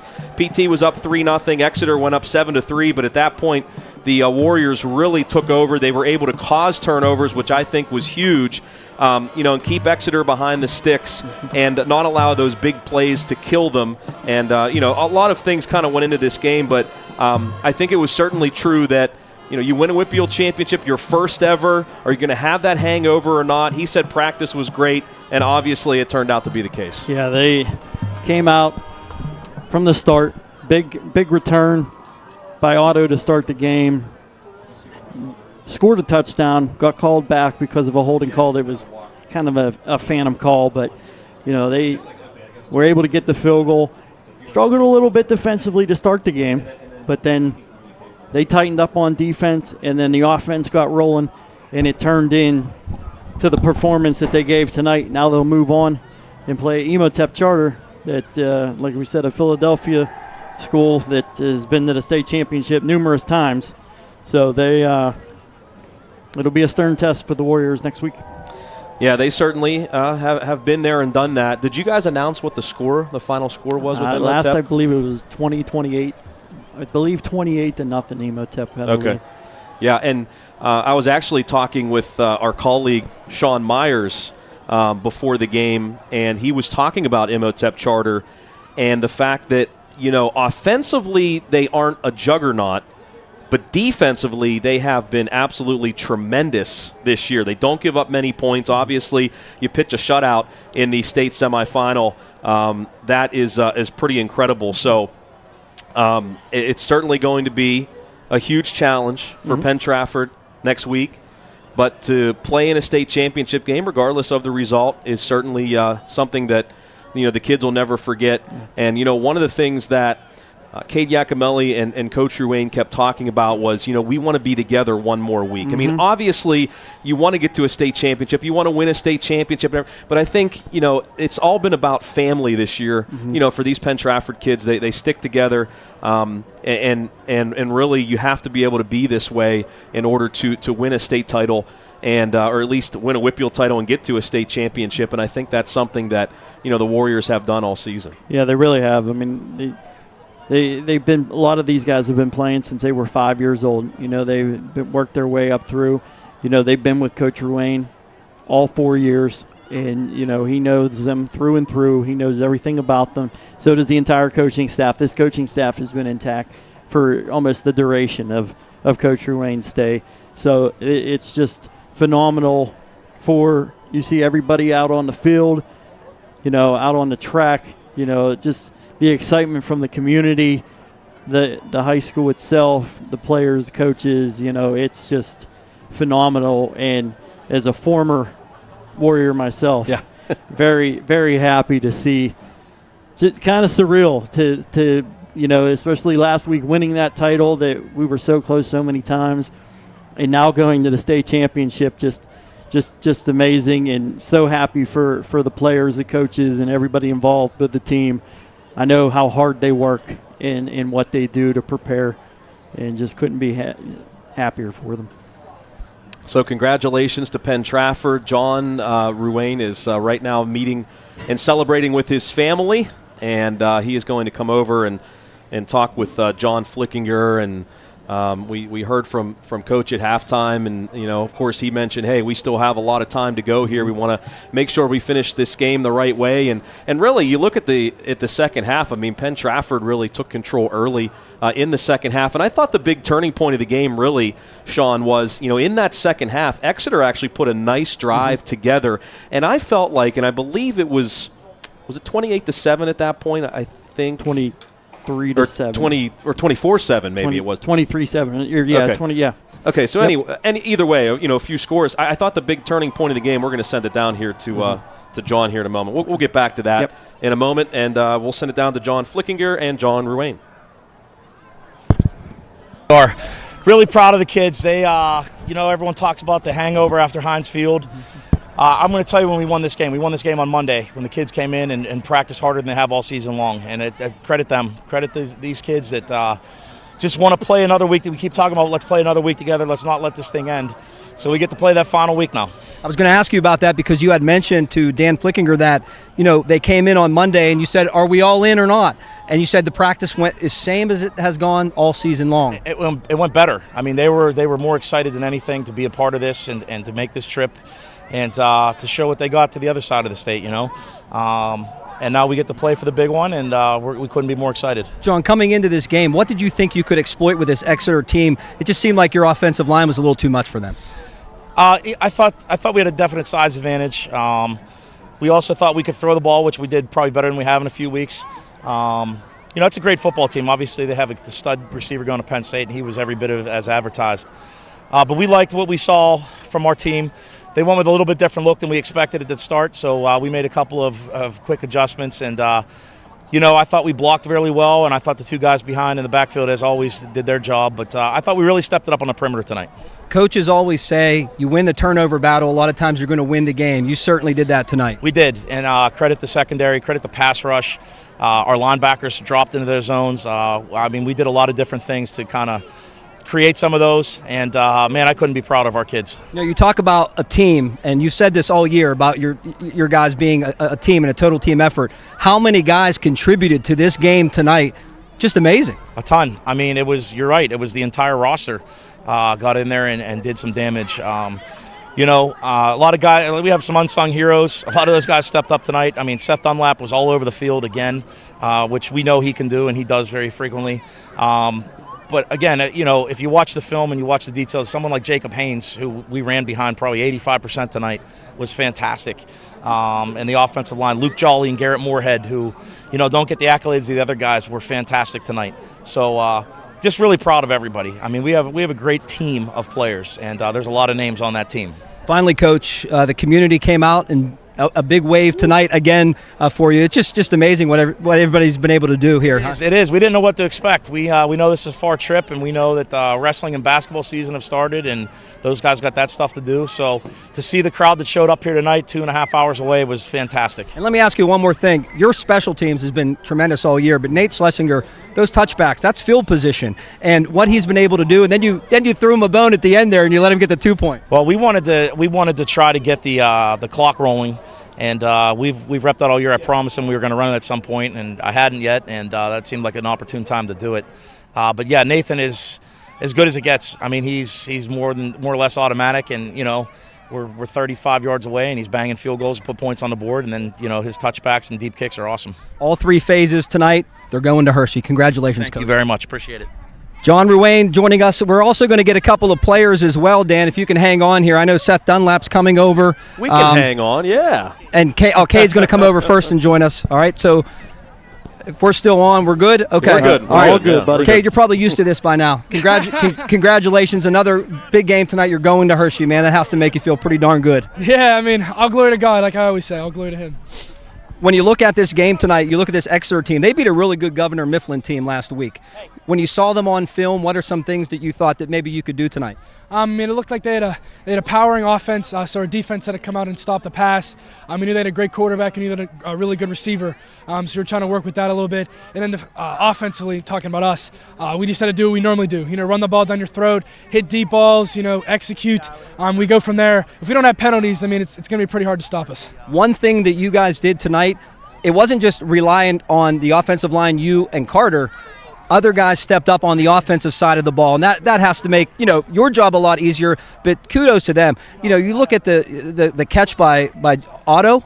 That was just a great possession catch. All those things add up, and that's why the scoreboard said it, right? Absolutely. There's heroes on this team that are not talked about. I know me and Carter get a lot of the credit, but every good team has awesome players that do their job every single week, and they don't get as much credit as we do. Otto's just another one. Hats off to him. Hats off to everybody else on my team that obviously played their tails off tonight. But yeah, that's just what we do. That's Penn-Trafford. Cade, you've had a heck of a season, and it's not over yet. You said this last week that we have an opportunity to get there. We want to get there, and now you have that step. You get to go to Hershey and try to win a state title, man. That has to be the best feeling in the world. Absolutely. We got to finish, no doubt about that. I expect to be the underdog next week like we've been through this whole playoff run, and guess what? We're going to play a chip on our shoulder, and hopefully we'll get it done, God willing. Go celebrate, buddy. Congratulations to you. Sure, absolutely. Cade Iacomelli, I think where's Seth at? Is Seth coming?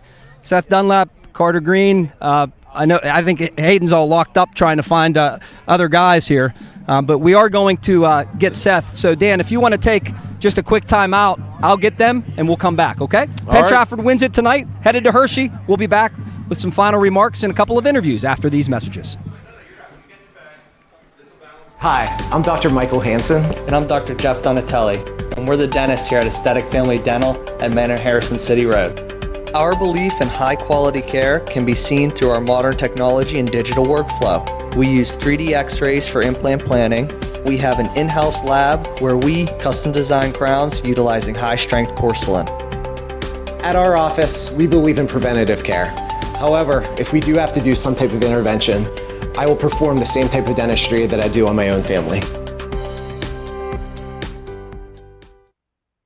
Shula General Contractors is a family-owned and operated construction company with over 100 years of experience. Whether it's new construction, in addition, renovations, consulting services, or real estate acquisitions, you can rely on Shula General Contractors to provide you with what is needed to achieve your goals.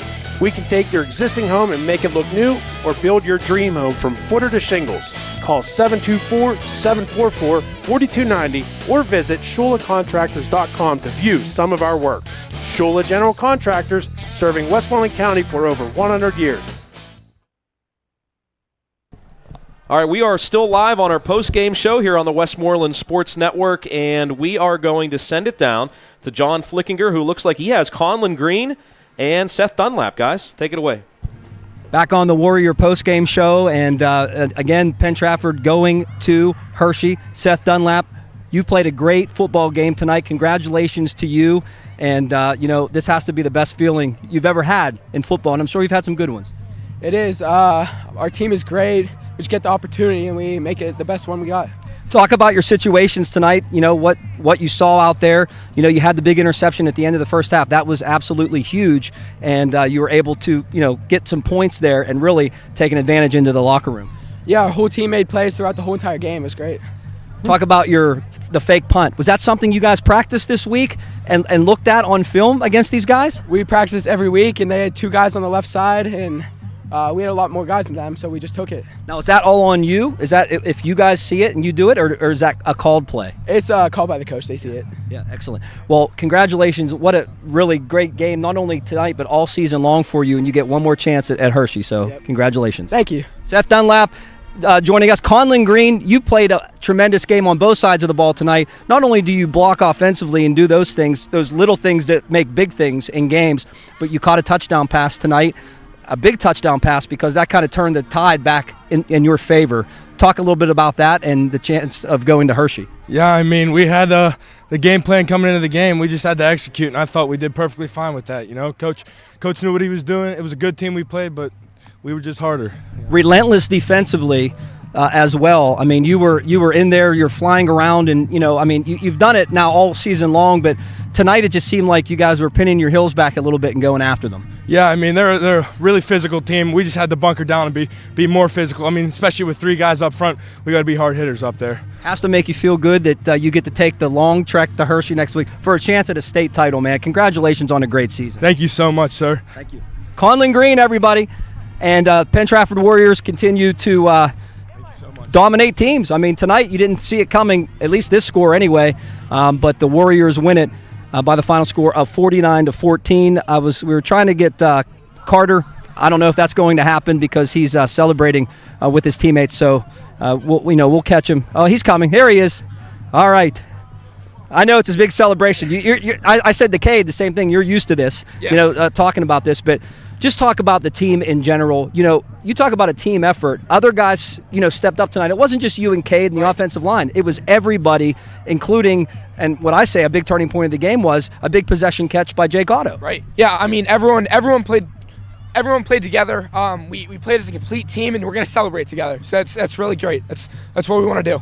Last week when you won the WPIAA championship, I know Coach Ruane said that he, told you guys to celebrate, and you celebrated on Saturday. You came back and saw the pep rally was fantastic, and what everybody did. Sunday, you embraced it. Monday, you went right back to work, and he asked you if you guys were all in, and your answer was yes, and he said you had a heck of a week of practice. Talk about going through all that. Yeah, so, I mean, we got to do the same thing again right now. So we're going to celebrate on the way home, get ready tomorrow morning, watch some film on whoever we have next. I don't even know. So we're right back to it. You get to do it again, and now you go for a state gold, which is fantastic. Right. Congratulations again to you. Thank you very much. Thank you. I appreciate it. You're welcome. Carter Green, everybody. Penn-Trafford Warriors, another big victory tonight here at Bald Eagle Area High School. We'll send it back upstairs. All right. We're not quite upstairs here, Sean. We're actually in the first level. But this press box, it was recently renovated. And my brother and I don't know if he mentioned on the broadcast, it was really funny because in 2016, Ligonier Valley made it to the state semifinal, and they played here at Bald Eagle against Southern Columbia. Anybody that plays Southern Columbia, you know how that went. Although Ligonier got behind early, and they actually made it a game. They were trying to make a comeback there at the end, so it wasn't a blowout or anything. But anyway, we didn't even realize. We totally forgot that we were here before until like yesterday. I said, "Wait a second, Bald Eagle. That's right. We were here." So. It's kind of out in the middle of nowhere, but the people took care of us. We thanked them. We had a really nice setup, and Doug, the athletic director here, got us all set up with a nice little room, and we have everything that we need. So a nice heater, he made sure.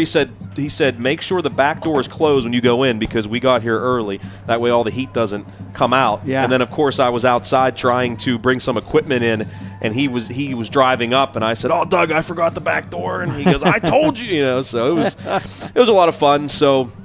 Obviously, when your team wins, it's a lot of fun, and that's what Penn-Trafford has this ride they've been on. Obviously, under Coach Ruane, they have won way more games than they have lost, but this certainly a special year.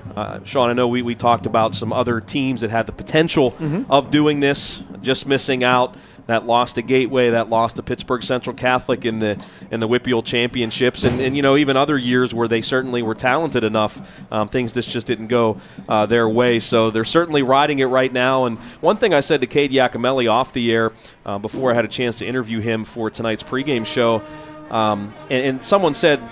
Someone else said this to him too, is just, take it all in, man. Like, go celebrate. When you're on the bus, when you had the escort, I don't know if they're going to have another escort tonight or not, but when they had one the other night, it's like, when you're involved in this, just soak it all in. There's nothing wrong with doing that. No, not at all. This first time 50 years of the school program, to go to a state championship game, like we were saying before the interviews, just to even think about it is special. It's kind of surreal to be there, but hey, the Warriors have earned it. They've earned every bit of it, and now they get that chance to go play for state gold. All right, let me take a breath. As we bring back John Flickinger. I don't think I've run, even though being a phys ed teacher, I don't think I've ever run this long. A lot of movement there, huh? Excuse me, but yeah, excited bunch down there. Obviously, you can see it. You can also see that. They know that they have one more hurdle to climb, and it's going to be just like they all been. I mean, look at the Moon game last week. I'm not sure what you guys talked about, but, Moon was a phenomenal football team. And I think Coach Ruane said it in the interview earlier tonight that they weren't a 12-0 football team by mistake. Right. And that was a slugfest that Penn-Trafford won. Tonight, they needed to have a quick start. They got 3 early. They were down 4. And then they just poured it on, and I think that's kind of why I wanted to ask Coach what he thought about coming into the game would be the strength. And just like you and I had talked about this week, we thought the offensive line might have an advantage, size advantage, and it certainly showed tonight. But what I was most impressed about with Penn-Trafford tonight was the amount of players that got involved, especially in the offense. We hadn't seen that. Last week I said it was crazy when you look at the stat. There was 1 catch for 9 yards by Jake Otto, and that was a huge catch last week. He made another one here this week. I thought it was a big turning point in the game. That was it. That was the only yardage last week other than Cade and Carter. Right. And you got to ride, the guys that are going to do it for you, and it turned out to be a victory. Tonight they needed to go and use some other things, and they definitely did. And they needed those guys because in the beginning when it, they went down 7-3. Right. First possession after the Schaffler touchdown, they were shut down. And Exeter was focusing on them. They were focusing on them. They knew where they were going. You could see their film study was accurate. They were ready, and they were shutting them down. And then second quarter came, and a 24-point second quarter that the Warriors had a 27-7 lead at halftime, and were just able to maintain in the second half and finish them off and just play a phenomenal football game. Absolutely. Yep, and you can talk about ebbs and flows and things like that of a game, but honestly, for Penn-Trafford, I other than that once that catch was made and they moved the sticks and they scored the touchdown, it just seemed like they just stepped it up, and really Exeter was never in the game after that. No. I mean, to see a running clock against a team like that, and we talked about it. I mean, that's a good football team. There's a lot of studs on that team. Very, very good football team, and they never got behind the Warrior defense again after that. And Nangle, 255 yards on 41 carries last week. Yeah. When you stop him and he doesn't get yardage on first down like he did last week, he was picking up 5-6 yards on first down. They were picking up third downs like crazy. Penn-Trafford put them in long situations all night. They couldn't run the football. That means they have to throw it, which they do well, but Penn-Trafford made them one-dimensional. Mm-hmm. And since the Warriors did that, once they did that, they started having opportunities to pick the football. Yep. And give credit to that front three, too. I mean, really, the only reason I say front three is most of the time they rushed three. Yeah. So those guys were applying enough pressure, to be able to let everybody else play football in the back. Yeah, to drop eight and be able to focus on, they had Strauss, they had Schaffler, they had,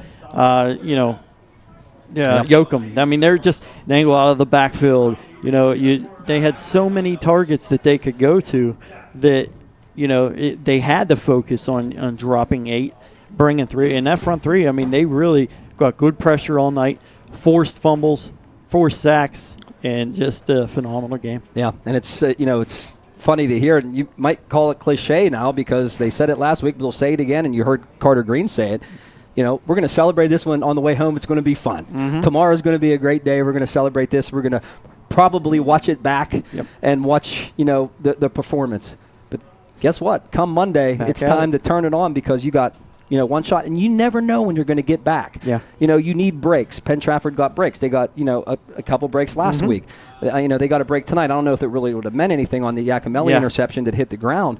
But you look at the replays here. That was a huge catch by Conlon Green, and then the interceptions just started coming. Yeah. That was Heilman. That play there came from preparation. They were ready for the screen. That was his second read. Right. And Heilman did a nice job reading it. And we talk about all these different plays, but Heilman, that was a big one too because that was earlier in the game that set Penn-Trafford up for that touchdown. So again, and that's what I hit upon there. As you see you're going to see the Dunlap pick, I believe. Or no, this is the auto interception and return. Is the fact that so many of those guys got involved. Yeah. I mean, and that makes it nice. Look at Cade there with the right foot, just being able to get that right foot in and the ball across the goal line. And then, of course, here comes the tip, the interception that wasn't but was, because that's what they called it on the field. No replay in high school football. Right. And then the finishing pass. A little, I guess you could call it flanker screen because he was lined up as the flanker, and just a quick screen, and Cade took it in. And then, going back to those scores tonight, Cade is now, he scored more touchdowns in the playoffs than any other Warrior in history. And there might be one of the happier Warriors tonight, Ian DeMary, as he scores. And Hayden, you can see his tattoo on his left arm. So you have to be happy about that. We'll watch it back, and we'll slow it down. There's a big hug from Coach Rouet, and it was nice that I believe those are his girls, Dan, Coach's girls. I think they had a nice little Hershey Kiss sign for him, and then they were throwing Hershey Kisses and I think ice at him and everything else. No, but just a great night for Penn-Trafford. The team, the coaches who did a tremendous job, the community, those watching and those here tonight, and it was fun to cover them this year for my short time. Seeing them and obviously living in the community as well makes it even more special for all of us. And then I have to say, because Hayden wants to say, he's pumped up too. And he wants to what? I just want to say that Ian the Mary, he was unreal tonight, and he had a heck of a game. He was unreal. Okay, Ian the Mary came in and did did well for the Warriors. Okay, I'm going to start the cough now. Yeah. We've been here long enough. Yeah. But just a great win, and good luck to Penn-Trafford in the state finals. Definitely going to be a lot of fun to see them next week.